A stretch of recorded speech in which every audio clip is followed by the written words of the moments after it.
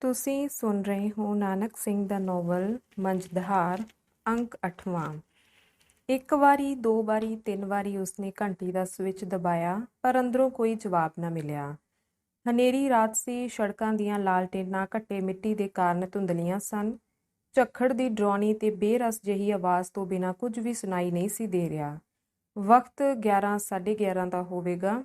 3 ਵਾਰੀ ਕਾਲ ਬੈਲ ਖੜਕਾਉਣ ਤੋਂ ਬਾਅਦ ਵੀ ਜਦ ਉਸਨੂੰ ਬੂਹਾ ਖੁੱਲ੍ਹਣ ਦਾ ਕੋਈ ਲੱਛਣ ਨਜ਼ਰੀ ਨਾ ਆਇਆ ਤਾਂ ਉਸਨੇ ਉਡੀਕਣ ਲਈ ਕਾਲੇ ਕਦਮੀ ਇੱਧਰ ਉੱਧਰ ਟਹਿਲਣਾ ਸ਼ੁਰੂ ਕਰ ਦਿੱਤਾ। ਫਿਰ ਆ ਕੇ ਉਸਨੇ ਕੰਨ ਬੂਹੇ ਨਾਲ ਲਾ ਲਏ।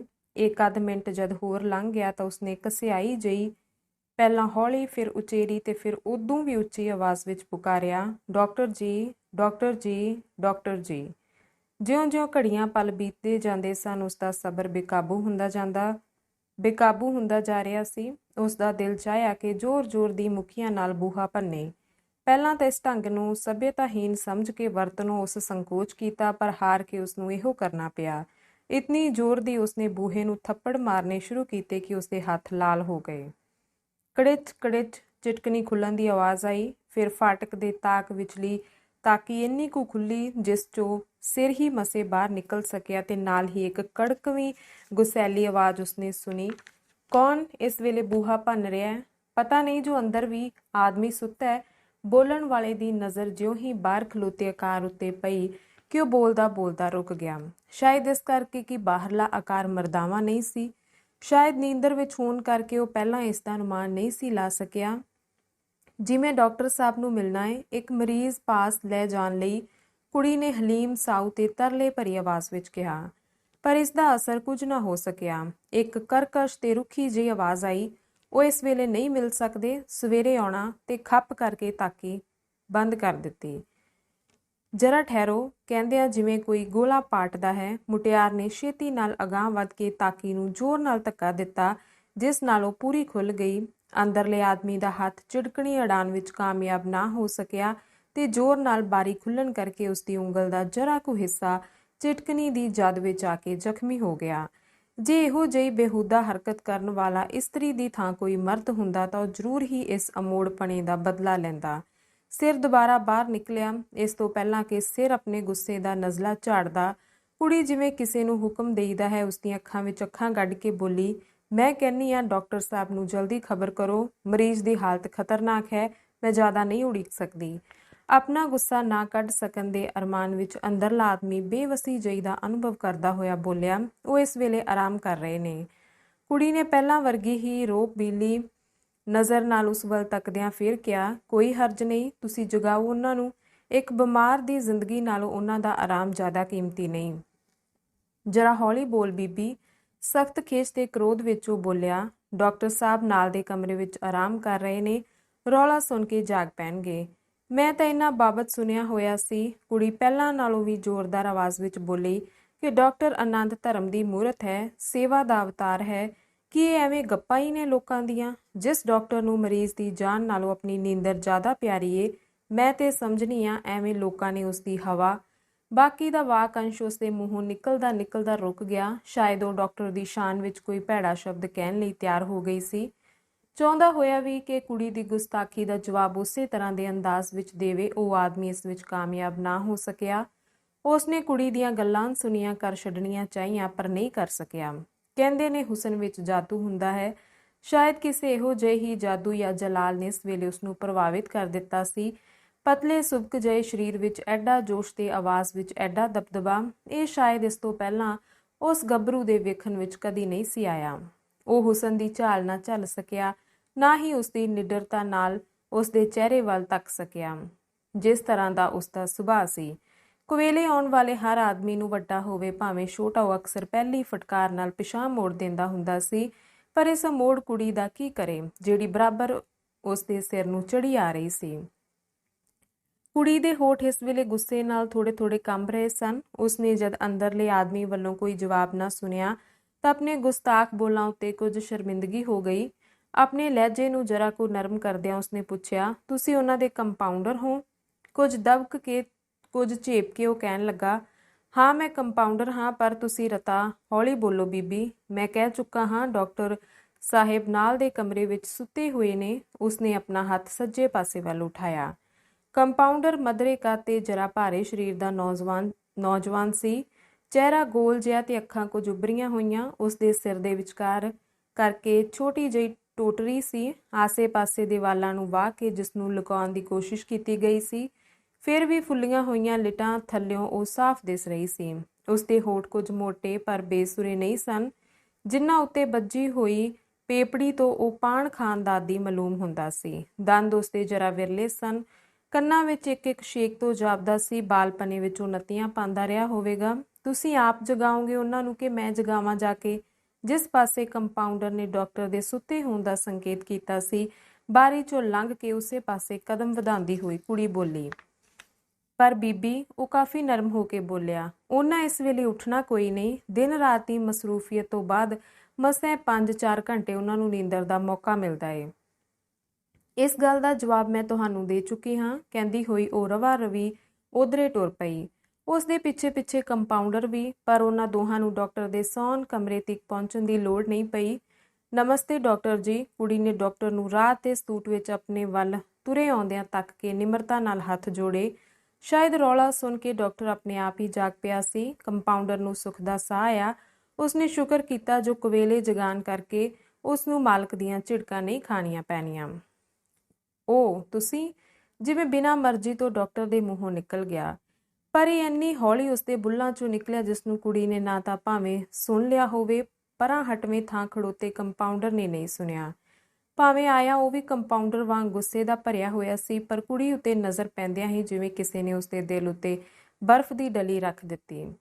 ਕੁੜੀ ਨੇ ਇਸ ਜਾਣੀ ਪਛਾਣੀ ਸ਼ਕਲ ਨੂੰ ਗੌਰ ਤੇ ਹੈਰਾਨੀ ਨਾਲ ਤੱਕਿਆ। ਉਸਦੇ ਚਿੱਤ ਚੇਤੇ ਵੀ ਨਹੀਂ ਸੀ ਕਿ ਉਹੀ ਦੇਖਿਆ ਚਾਖਿਆ ਹੋਇਆ ਡਾਕਟਰ ਅਸਲ ਵਿੱਚ ਡਾਕਟਰ ਆਨੰਦ ਨਿਕਲ ਆਵੇਗਾ। ਉਸ ਨੂੰ ਆਪਣੀ ਕਰੜਾਈ ਉੱਤੇ ਕਾਫੀ ਸ਼ਰਮਿੰਦਗੀ ਹੋਈ, ਪਰ ਨਾਲ ਹੀ ਇਸ ਗੱਲ ਦੀ ਖੁਸ਼ੀ ਵੀ ਕਿ ਉਹ ਇਸ ਵੇਲੇ ਕਿਸੇ ਓਪਰੇ ਆਦਮੀ ਦੇ ਸਾਹਮਣੇ ਨਹੀਂ, ਸਗੋਂ ਉਸ ਪਾਸ ਖੜੀ ਹੈ ਜਿਸ ਨਾਲ ਪਹਿਲਾਂ ਤੋਂ ਹੀ ਉਸਦੀ ਮਾੜੀ ਮੋਟੀ ਜਾਣ ਪਛਾਣ ਹੈ। ਫਿਰ ਵੀ ਉਸਦੇ ਦਿਲ ਵਿੱਚ ਕੁਝ ਸ਼ੰਕਾ ਜਿਹੀ ਜ਼ਰੂਰ ਉੱਠੀ। ਉਹ ਸੋਚਣ ਲੱਗੀ ਕਿ ਸੱਚਮੁੱਚ ਇਹੋ ਹੈ ਡਾਕਟਰ ਆਨੰਦ ਜਿਸ ਬਾਬਤ ਮੈਂ ਇਤਨਾ ਕੁਝ ਸੁਣ ਚੁੱਕੀ ਹਾਂ। ਸ਼ਾਇਦ ਇਸ ਕਰਕੇ ਕਿ ਉਸਦੀਆਂ ਅੱਖਾਂ ਵਿੱਚ ਡਾਕਟਰ ਆਨੰਦ ਦੀ ਤਸਵੀਰ ਕੁਝ ਹੋਰ ਹੀ ਤਰ੍ਹਾਂ ਦੀ ਸਮਾਈ ਹੋਈ ਸੀ, ਕੋਈ ਬੜੀ ਸ਼ਾਂਤ ਤੇ ਬਜ਼ੁਰਗ ਜਿਹੀ ਸ਼ਖਸੀਅਤ। ਪਰ ਇਹ ਤਾਂ ਬਿਲਕੁਲ ਅਮੀਰਾ ਵਰਗਾ ਇੱਕ ਅਮੀਰ ਸੀ ਉਸਦੇ ਸਾਹਮਣੇ, ਨਾਲੇ ਬਜ਼ੁਰਗ ਨਹੀਂ, ਜਵਾਨ ਉਮਰ ਦਾ, ਜਿਸ ਦੇ ਸਰੀਰ ਉੱਤੇ ਬਹੁਤ ਵਧੀਆ ਕਿਸਮ ਦਾ ਧਾਰੀਦਾਰ ਰੇਸ਼ਮੀ ਨਾਈਟ ਸੂਟ ਚਮਕ ਰਿਹਾ ਸੀ ਅਤੇ ਜਿਸ ਦੇ ਪੈਰਾਂ ਵਿੱਚ ਸੁਬਕ ਜਿਹੀਆਂ ਮਖਮਲੀ ਚੱਪਲਾਂ ਸਨ। ਡਾਕਟਰ ਆਨੰਦ ਦੀਆਂ ਅੱਖਾਂ ਵਿੱਚ ਚਮਕਦੇ ਹੋਏ ਕਰੋਧ ਦੇ ਡੋਰੇ ਪਤਲੇ ਪੈ ਗਏ ਤੇ ਉਸਦੇ ਚਿਹਰੇ ਤੇ ਦਮਕ ਰਹੀ ਝੁੰਝਲਾਹਟ ਨਿਮਰਤਾ ਵਿੱਚ ਵਟ ਗਈ। ਸਾਹਮਣੇ ਖੜੋਤੀ ਹੋਈ ਇੱਕ ਪਤਲੀ ਲੰਮੀ ਸੁੰਦਰੀ ਦੀ ਰੂਪ ਮਾਧੁਰੀ ਦਾ ਅਸਰ ਹੀ ਉਸ ਉੱਤੇ ਕੁਝ ਇਸ ਤਰ੍ਹਾਂ ਨਾਲ ਛਾ ਗਿਆ ਕਿ ਝਟ ਪਲ ਲਈ ਸੰਭਲਣਾ ਉਸ ਲਈ ਮੁਸ਼ਕਿਲ ਹੋ ਗਿਆ। ਕੁੜੀ ਵਧੀਆ ਪਹਿਰਾਵੇ ਵਿੱਚ ਨਹੀਂ ਸੀ, ਪਰ ਇਹ ਇਤਨਾ ਮੁਨਾਸਿਬ ਤੇ ਫਬਮਾ ਸੀ ਕਿ ਵੇਖ ਕੇ ਕੋਈ ਵੀ ਕਹਿ ਦੇਵੇ ਕਿ ਇਸ ਸਰੀਰ ਉੱਤੇ ਇਹੋ ਸਜ ਸਕਦਾ ਹੈ।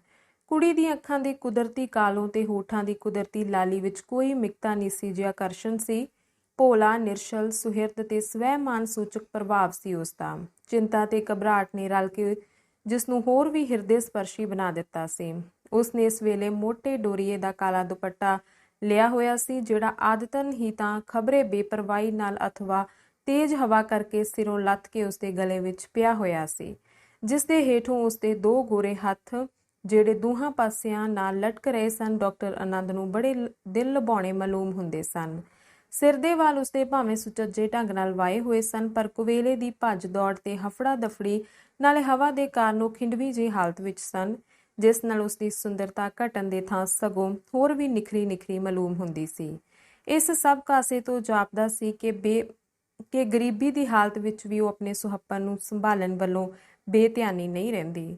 ਅੰਦਰੋਂ ਆ ਰਹੇ ਨਿੰਮੇ ਚਾਨਣ ਵਿੱਚ ਉਸਦੇ ਚਿਹਰੇ ਦੀ ਟੁਕੜੀ ਗੁੱਸੇ, ਬੇਸਬਰੀ ਤੇ ਚਿੰਤਾ ਨਾਲ ਨਾ ਖੁਸ਼ ਜਿਹੀ ਸੀ।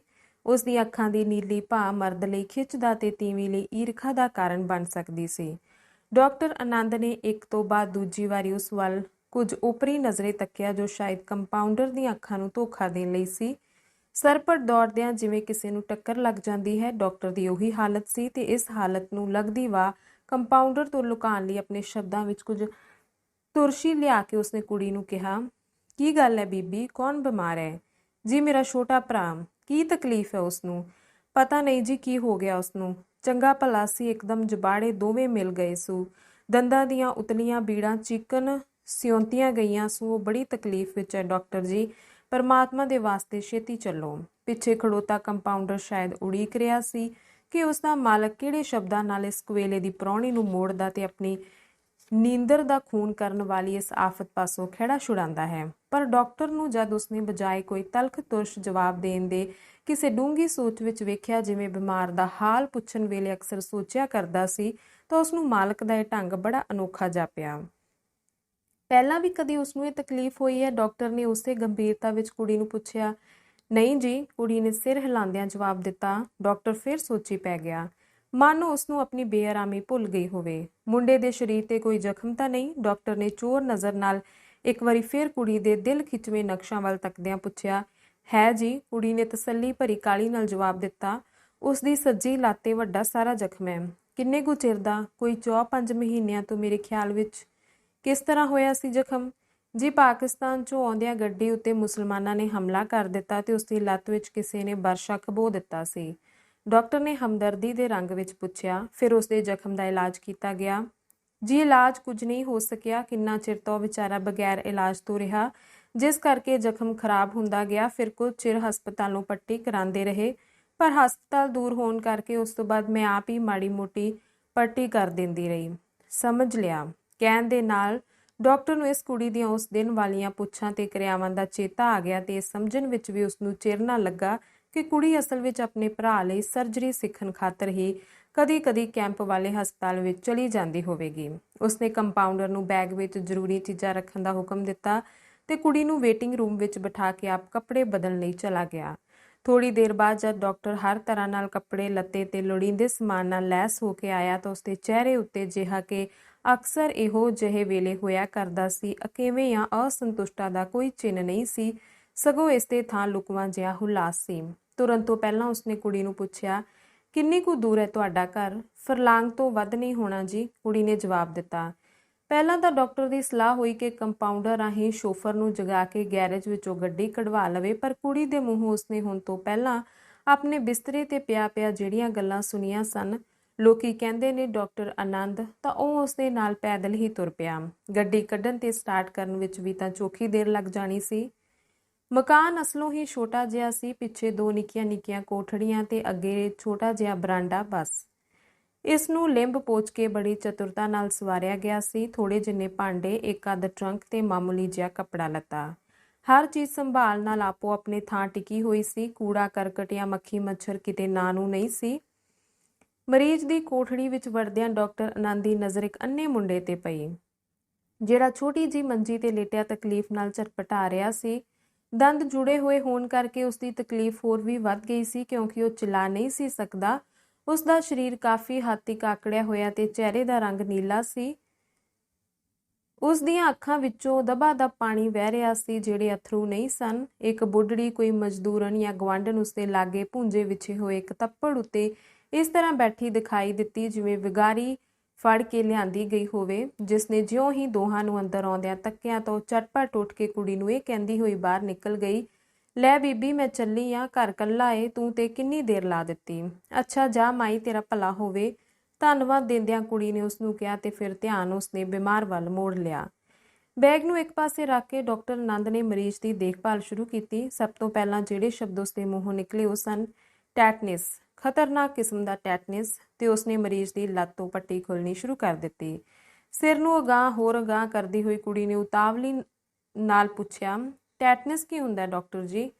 ਜ਼ਖਮ ਵਿੱਚ ਜ਼ਹਿਰੀਲਾ ਮਾਦਾ ਹੋ ਜਾਣ ਕਰਕੇ, ਕਹਿ ਕੇ ਡਾਕਟਰ ਮੂੰਹ ਧਿਆਨ ਪੱਟੀ ਖੋਲੀ ਗਿਆ। ਉਸਨੇ ਪਿਛਾਂਹ ਤੱਕ ਕੇ ਕੁੜੀ ਨੂੰ ਪੁੱਛਿਆ, ਜ਼ਖਮ ਨੂੰ ਕਾਹਦੇ ਨਾਲ ਧੋਂਦੇ ਹੁੰਦੇ ਜੇ? ਜੀ, ਮਰਕਰੀ ਲੋਸ਼ਨ ਨਾਲ। ਓ ਡੇਂਜਰਸ। ਜ਼ਖਮ ਦੀ ਹਾਲਤ ਵੇਖ ਕੇ ਡਾਕਟਰ ਚਿਲਾਇਆ, ਬਹੁਤ ਡੂੰਘਾ ਜ਼ਖਮ ਹੈ। ਤਾਂ ਹੁਣ ਕੀ ਬਣੇਗਾ ਡਾਕਟਰ ਜੀ? ਤੁਹਾਡੇ ਖਿਆਲ ਵਿੱਚ ਇਸ ਤੋਂ ਅੱਗੇ ਉਹ ਕੁਝ ਨਾ ਬੋਲੀ। ਡਾਕਟਰ ਉਸ ਵੱਲ ਤੱਕ ਕੇ ਹੌਸਲੇ ਭਰੀ ਆਵਾਜ਼ ਵਿੱਚ ਬੋਲਿਆ, ਜ਼ਖਮ ਤਾਂ ਠੀਕ ਹੋ ਜਾਏਗਾ, ਪਰ ਇਹ ਟੈਟਨਸ ਦਾ ਅਟੈਕ ਬੜਾ, ਪਰ ਫਿਕਰ ਨਾ ਕਰੋ, ਘਬਰਾਉਣ ਦੀ ਲੋੜ ਨਹੀਂ। ਤੇ ਉਸਨੇ ਬੈਗ ਵਿੱਚੋਂ ਨਸ਼ਤਰ ਕੱਢ ਕੇ ਜ਼ਖਮ ਨੂੰ ਕਾਫੀ ਸਾਰਾ ਕੁਰੇਦ ਸੁੱਟਿਆ, ਜਿਸ ਕਰਕੇ ਮਵਾਦ, ਜਿਹੜਾ ਸ਼ਾਇਦ ਲੱਤ ਦੇ ਅੰਦਰਲੇ ਹਿੱਸੇ ਵਿੱਚ ਕਾਫੀ ਚਿਰ ਤੋਂ ਰੁਕਿਆ ਹੋਇਆ ਸੀ, ਤੇਜ਼ੀ ਨਾਲ ਵਹਿਣਾ ਸ਼ੁਰੂ ਹੋ ਗਿਆ। ਕੁੜੀ ਨੇ ਜਦ ਬਿਨਾਂ ਕਿਸੇ ਕਿਸਮ ਦੀ ਕੁਰੈਹਤ ਤੋਂ ਤੇ ਸੰਗ ਸੰਗਾ ਤੋਂ ਉਸ ਨੂੰ ਸਾਫ਼ ਕਰਨਾ ਸ਼ੁਰੂ ਕਰ ਦਿੱਤਾ ਤਾਂ ਡਾਕਟਰ ਨੂੰ ਉਦਣ ਵਾਲਾ ਦ੍ਰਿਸ਼ ਚੇਤੇ ਆ ਗਿਆ ਜਦੋਂ ਰਿਫਿਊਜੀ ਕੈਂਪ ਦੇ ਹਸਪਤਾਲ ਵਿੱਚ ਇਸੇ ਕੁੜੀ ਨੂੰ ਉਸਨੇ ਇਹੋ ਜਿਹੇ ਇੱਕ ਮਰੀਜ਼ ਦਾ ਜ਼ਖਮ ਸਾਫ਼ ਕਰਦਿਆਂ ਵੇਖਿਆ ਸੀ।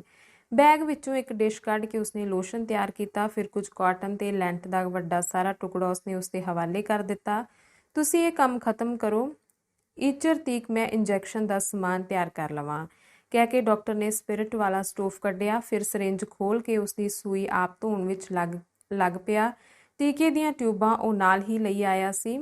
ਇਸ ਸਾਰੇ ਸਮੇਂ ਵਿੱਚ ਡਾਕਟਰ ਦਾ ਧਿਆਨ ਕੇਵਲ ਇੱਕੋ ਪ੍ਰਸ਼ਨ ਦੇ ਸੁਲਝਾਉਣ ਵਿੱਚ ਲੱਗਾ ਰਿਹਾ ਕਿ ਆਉਂਦਿਆਂ ਹੀ ਜਿੰਨਾ ਬੁਰੇ ਹਾਲੀ ਉਸਨੇ ਮੁੰਡੇ ਨੂੰ ਤੜਫਦਿਆਂ ਤੱਕਿਆ ਸੀ, ਉਸਦਾ ਹੁਣ ਮੁੰਡੇ ਉੱਤੇ ਕੋਈ ਬਹੁਤਾ ਅਸਰ ਨਹੀਂ ਸੀ ਜਾਪਦਾ। ਭਾਵੇਂ ਕਿ ਜ਼ਖਮ ਨੂੰ ਛੇੜਨ ਕਰਕੇ ਉਸਦੀ ਤਕਲੀਫ ਵਿੱਚ ਹੋਰ ਵੀ ਵਾਧਾ ਹੋ ਜਾਣਾ ਚਾਹੀਦਾ ਸੀ ਤੇ ਇਹ ਟਿਕਾਓ ਕੇਵਲ ਕੁੜੀ ਦੇ ਹੱਥਾਂ ਦੀ ਛੋਹ ਨਾਲ ਜਿਵੇਂ ਉਸ ਵਿੱਚ ਆ ਗਿਆ ਸੀ। ਮੁੰਡਾ ਚੈਨ ਨਾਲ ਆਪਣੀਆਂ ਅੱਖਾਂ ਦੇ ਮੁਰਦਾ ਡੇਲਿਆਂ ਨੂੰ ਇੱਧਰ ਉੱਧਰ ਫੇਰ ਰਿਹਾ ਸੀ। ਟੈਟਨਸ ਦਾ ਦੌਰਾ ਹਜੇ ਤੱਕ ਚੜਾਓ ਵਿੱਚ ਸੀ। ਉਸ ਦੇ ਜਬਾੜੇ ਜਿਵੇਂ ਕਿਸੇ ਸ਼ਿਕੰਜੇ ਵਿੱਚ ਦੇ ਕੇ ਇੱਕ ਦੂਜੇ ਨਾਲ ਕੱਸ ਦਿੱਤੇ ਹੋਣ। ਮੁੰਡਾ ਜਦ ਬਹੁਤ ਹੀ ਪੀੜ ਮਹਿਸੂਸ ਕਰਦਾ ਤਾਂ ਕੋਲ ਬੈਠੀ ਕੁੜੀ ਦਾ ਹੱਥ ਆਪਣੇ ਹੱਥਾਂ ਵਿੱਚ ਘੁੱਟ ਕੇ ਮੀਟੇ ਹੋਏ ਦੰਦਾਂ ਵਿੱਚੋਂ ਚਲਾਉਣ ਲੱਗ ਪੈਂਦਾ, ਜਿਸ ਤੋਂ ਡਾਕਟਰ ਨੂੰ ਅਸਪਸ਼ਟ ਜਿਹੀ ਮਾਂ ਦੀ ਆਵਾਜ਼ ਸੁਣਾਈ ਦਿੰਦੀ। ਉਧਰ ਕੁੜੀ ਜਿਵੇਂ ਸੱਚਮੁੱਚ ਹੀ ਮਾਂ ਹੁੰਦੀ ਹੈ ਉਸਨੂੰ ਪੁਚਕਾਰਨ ਲੱਗ ਪੈਂਦੀ। ਇਧਰ ਟੀਕਾ ਤਿਆਰ ਹੋਇਆ, ਉਧਰ ਕੁੜੀ ਨੇ ਜ਼ਖਮ ਨੂੰ ਸਾਫ਼ ਕਰ ਦਿੱਤਾ। ਹੁਣ ਕੇਵਲ ਜ਼ਖਮ ਦੇ ਅੰਦਰ ਦੀ ਸਫਾਈ ਹੋਣੀ ਬਾਕੀ ਸੀ ਤੇ ਇਸ ਕੰਮ ਨੂੰ ਡਾਕਟਰ ਨੇ ਆਪ ਖਤਮ ਕੀਤਾ। ਪੈਨਸਲੀਨ ਦੀਆਂ ਬੱਤੀਆਂ ਭਰ ਕੇ ਉਸਨੇ ਜ਼ਖਮ ਨੂੰ ਬੰਨ੍ਹ ਦਿੱਤਾ। ਇਸ ਤੋਂ ਬਾਅਦ ਡਾਕਟਰ 50,000 ਯੂਨਿਟ ਦੀ ਐਂਟੀ ਟੈਟਨਸ ਸੀਰਮ ਦੀ ਟਿਊਬ ਕੱਢ ਕੇ ਉਸ ਵਿਚਲੀ ਦਵਾਈ ਸਿਰਿੰਜ ਵਿੱਚ ਭਰੀ। ਕੁੜੀ ਨੇ ਮਰੀਜ਼ ਦਾ ਡੋਲਾ ਫੜਿਆ ਤੇ ਉਸਨੇ ਸੂਈ ਲਾ ਕੇ ਦਵਾਈ ਅੰਦਰ ਦਾਖਲ ਕਰ ਦਿੱਤੀ। ਕੁੜੀ ਦੀ ਘਬਰਾਹਟ ਹੁਣ ਕਾਫੀ ਹੱਦ ਤੱਕ ਦੂਰ ਹੋ ਚੁੱਕੀ ਸੀ ਕਿਉਂਕਿ ਟੀਕਾ ਲਗਾਉਂਦਿਆਂ ਹੀ ਮੁੰਡੇ ਦੀ ਤਕਲੀਫ ਵਿੱਚ ਕਮੀ ਹੋਣ ਲੱਗ ਪਈ ਸੀ। ਸ਼ਾਇਦ 1 ਘੰਟੇ ਤੱਕ ਇੰਜੈਕਸ਼ਨ ਹੋਰ ਦੇਣਾ ਪਵੇ। ਡਾਕਟਰ ਸਿਰਿੰਜ ਨੂੰ ਸੰਭਾਲਦਾ ਹੋਇਆ ਬੋਲਿਆ, ਅਟੈਕ ਬੜੀ ਸਖਤ ਕਿਸਮ ਦਾ ਹੈ। ਤਾਂ ਕੁੜੀ ਨੇ ਘਬਰਾ ਕੇ ਪੁੱਛਿਆ, ਇੰਨਾ ਚਿਰ ਤੁਹਾਨੂੰ? ਕੋਈ ਗੱਲ ਨਹੀਂ, ਡਾਕਟਰ ਨੇ ਉਦਾਰਤਾ ਨਾਲ ਕਿਹਾ, ਮੈਂ ਇੱਥੇ ਹੀ ਬੈਠ ਕੇ ਉਡੀਕਾਂਗਾ। ਪਰ ਜੀ ਤੁਹਾਨੂੰ ਬੜੀ ਤਕਲੀਫ ਹੋਵੇਗੀ, ਅੱਗੇ ਹੀ ਮੈਂ ਸ਼ਰਮਿੰਦੀ ਹਾਂ ਤੁਹਾਨੂੰ ਕੁਵੇਲੇ।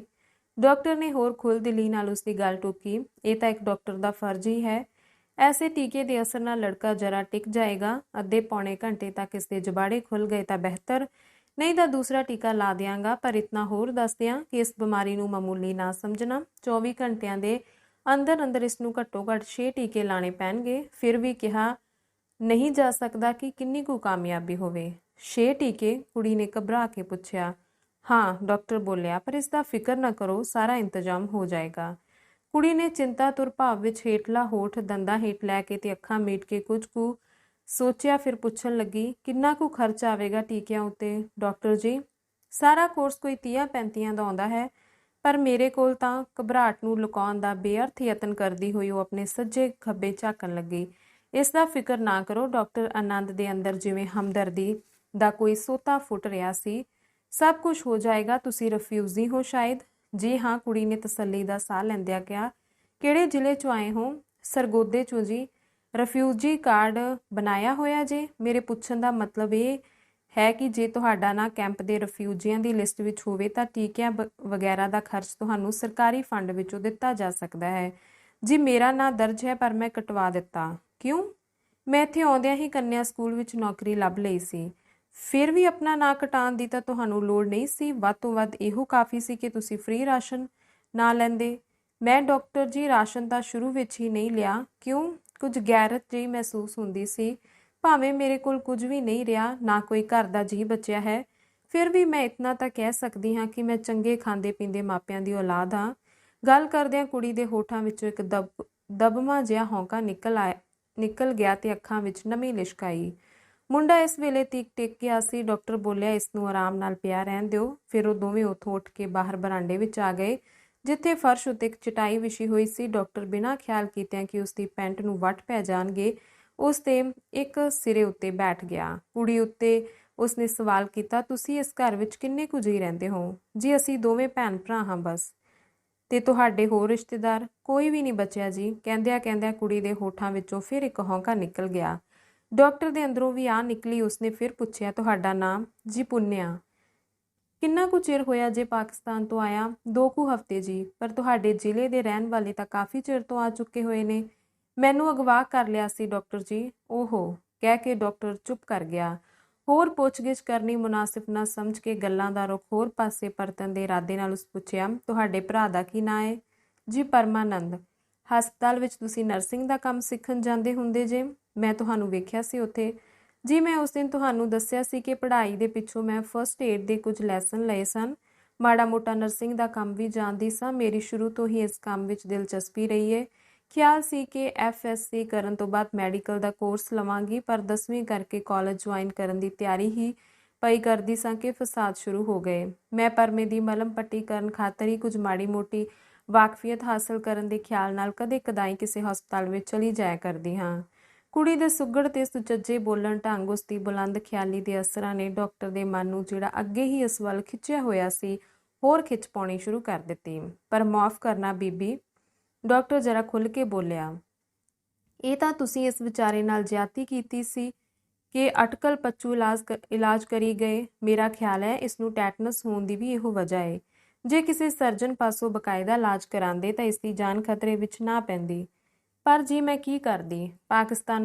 ਪਾਕਿਸਤਾਨ ਵਿੱਚੋਂ ਮੈਂ ਕੁਝ ਲਿਆ ਨਹੀਂ ਸਕੀ ਤੇ ਤੁਸੀਂ ਜਾਣਦੇ ਹੋ ਬਗੈਰ ਪੈਸਿਆਂ ਤੋਂ ਕਿਸੇ ਸਰਜਨ ਦੀ ਸੇਵਾ ਹਾਸਲ ਕਰਨੀ ਕਿਸ ਤਰ੍ਹਾਂ ਮੁਮਕਿਨ ਹੋ ਸਕਦੀ। ਜਦ ਤੋਂ ਮੈਂ ਪਾਕਿਸਤਾਨੀਆਂ ਦੀ ਕੱਟਵੱਡ ਵੇਖੀ ਹੈ, ਨਰਸਿੰਗ ਤੇ ਸਰਜਰੀ ਸਿੱਖਣ ਦੀ ਖਾਹਿਸ਼ ਮੇਰੇ ਦਿਲ ਵਿੱਚ ਹੋਰ ਵੀ ਵੱਧ ਗਈ ਹੈ। ਪਰ ਕੀ ਕਰਾਂ, ਪੇਸ਼ ਕੋਈ ਨਹੀਂ ਜਾਂਦੀ। ਇਹ ਜਿਹੜੀ ਮੈਂ ਸਕੂਲ ਦੀ ਨੌਕਰੀ ਕਰ ਰਹੀ ਹਾਂ, ਇਸ ਕੰਮ ਨਾਲ ਮੇਰੀ ਜਰਾ ਵੀ ਦਿਲਚਸਪੀ ਨਹੀਂ। ਮੇਰਾ ਦਿਲ ਇਹੋ ਕਰਦਾ ਹੈ ਕਿ ਦੁਖੀਆਂ ਦਾ ਦੁੱਖ ਦੂਰ ਕਰ ਸਕਾਂ। ਇਸ ਤੋਂ ਬਗੈਰ ਹੋਰ ਕੋਈ ਰਾਹ ਨਹੀਂ। ਕਿਸੇ ਦੀ ਤਕਲੀਫ ਵਿੱਚ ਜੇ ਮੈਂ ਜਰਾ ਮਾਸਾ ਵੀ ਕੁਝ ਮਦਦਗਾਰ ਸਾਬਿਤ ਹੁੰਦੀ ਹਾਂ ਤਾਂ ਮੇਰੇ ਦਿਲ ਨੂੰ ਸੁੱਖ ਮਿਲਦਾ ਹੈ। ਡਾਕਟਰ ਝਟਕੂ ਚੁੱਪਚਾਪ ਕੁਝ ਸੋਚਦਾ ਰਿਹਾ, ਫਿਰ ਬੋਲਿਆ, ਜੇ ਤੁਹਾਨੂੰ ਇਤਨਾ ਸ਼ੌਕ ਹੈ ਤਾਂ ਮੈਂ ਤੁਹਾਨੂੰ ਨਰਸਿੰਗ ਟ੍ਰੇਨਿੰਗ ਸੈਂਟਰ ਵਿੱਚ ਦਾਖਲ ਕਰਵਾ ਸਕਦਾ ਹਾਂ, ਜਿੱਥੇ ਤੁਹਾਨੂੰ ਕੰਮ ਸਿਖਾਉਣ ਤੋਂ ਛੁੱਟ ਵਜ਼ੀਫਾ ਵੀ ਮਿਲ ਸਕੇਗਾ। ਜੇ ਕਰ ਸਕੋ ਤਾਂ। ਅਹਿਸਾਨਮੰਦੀ ਦੇ ਭਾਰ ਨੇ ਪੁੰਨਿਆ ਦਾ ਗਲਾ ਰੋਕ ਲਿਆ। ਤੁਹਾਡੀ ਤਾਲੀਮ ਕਿੰਨੀ ਕੁ ਹੈ ਮਿਸ ਪੁੰਨਿਆ? ਆਪਣੇ ਸਵਾਲ ਵਿੱਚ ਮਿਸ ਸ਼ਬਦ ਸ਼ਾਇਦ ਉਸਨੇ ਜਾਣ ਕੇ ਹੀ ਵਰਤਿਆ ਸੀ, ਕਿਉਂਕਿ ਉਹ ਖੁੱਲ੍ਹੇ ਸ਼ਬਦਾਂ ਵਿੱਚ ਕਿਸੇ ਮੁਟਿਆਰ ਤੋਂ ਪੁੱਛਣਾ ਕਿ ਤੂੰ ਵਿਆਹੀ ਹੋਈ ਹੈ ਕਿ ਕੁਆਰੀ ਭੱਦਾ ਤਰੀਕਾ ਸਮਝਿਆ ਜਾਂਦਾ ਹੈ। ਡਾਕਟਰ ਦੇ ਮਿਸ ਸੰਬੋਧਨ ਵਿੱਚ ਸ਼ਾਇਦ ਇੱਕ ਹੋਰ ਵੀ ਪ੍ਰਸ਼ਨ ਰਲਿਆ ਹੋਇਆ ਸੀ। ਪੱਟੀ ਤੇ ਟੀਕਾ ਕਰਦਿਆਂ ਮੁੰਡਾ ਜਿੰਨੀ ਵਾਰੀ ਵੀ ਚਲਾਇਆ, ਬਾਰ-ਬਾਰ ਉਹੀ ਮਾਂ ਉਸਦੇ ਮੂੰਹੋਂ ਨਿਕਲਦਾ ਰਿਹਾ। ਇਹ ਉਚਾਰਨ ਐਸੇ ਢੰਗ ਨਾਲ ਉਸਦੇ ਮੂੰਹੋਂ ਨਿਕਲਦਾ ਜਿਵੇਂ ਕੋਲ ਬੈਠੀ ਹੋਈ ਪੁੰਨਿਆ ਨੂੰ ਹੀ ਪੁਕਾਰ ਰਿਹਾ ਹੋਵੇ। ਡਾਕਟਰ ਲਈ ਇਹ ਵੀ ਇੱਕ ਗੁੰਝਲ ਹੀ ਸੀ। ਪੁੰਨਿਆ ਨੇ ਤਾਂ ਦੱਸਿਆ ਸੀ ਕਿ ਪਰਮਾ ਉਸਦਾ ਭਰਾ ਹੈ, ਪਰ ਪਰਮਾ ਉਸਨੂੰ ਮਾਂ ਕਹਿ ਕੇ ਚੀਕਦਾ ਚਿਲਾਉਂਦਾ ਸੀ। ਜੀ ਮੈਂ ਅਰਜ਼ ਕਰ ਚੁੱਕੀ ਹਾਂ, 10ਵੀਂ ਪਾਸ ਹਾਂ। ਫਿਰ ਤਾਂ ਤੁਸੀਂ ਨਰਸਿੰਗ ਦਾ ਕੰਮ ਬੜੀ ਚੰਗੀ ਤਰ੍ਹਾਂ ਸਿੱਖ ਸਕਦੇ ਹੋ, ਕਹਿ ਕੇ ਡਾਕਟਰ ਨੇ ਉਸਦੀ ਤਸੱਲੀ ਵਿੱਚ ਹੋਰ ਵਾਧਾ ਕਰ ਦਿੱਤਾ। ਡਾਕਟਰ ਸਮਝ ਗਿਆ ਕਿ ਪੁੰਨਿਆ ਬਸ ਪੈਸੇ ਦੀ ਤੋਟ ਹੈ। ਜੇ ਤੋਟ ਨਾ ਹੁੰਦੀ ਤਾਂ ਕੀ ਉਹ ਆਪਣੇ ਭਰਾ ਲਈ ਥੋੜਾ ਜਿਹਾ ਖਰਚ ਨਾ ਕਰ ਸਕਦੀ, ਜਿਸ ਕੋਲੋਂ ਵਿਚਾਰੇ ਦਾ ਜ਼ਖਮ ਖਰਾਬ ਹੋ ਕੇ ਟੈਟਨਸ ਦੀ ਇੱਕ ਨੌਬਤ ਪੁੱਜ ਗਈ ਸੀ। ਕੁੜੀ ਦੀ ਬੇਸਮਝੀ ਉੱਤੇ ਉਸਨੂੰ ਰੰਜ ਵੀ ਕਾਫੀ ਹੋਇਆ, ਜਦਕਿ ਬਿਨਾਂ ਕਿਸੇ ਕਿਸਮ ਦੇ ਤਜਰਬੇ ਤੋਂ ਮੁੰਡੇ ਦੇ ਜ਼ਖਮ ਨੂੰ ਮਸ਼ਕ ਦੀ ਪੱਟੀ ਬਣਾਈ ਚਲੀ ਆ ਰਹੀ ਸੀ।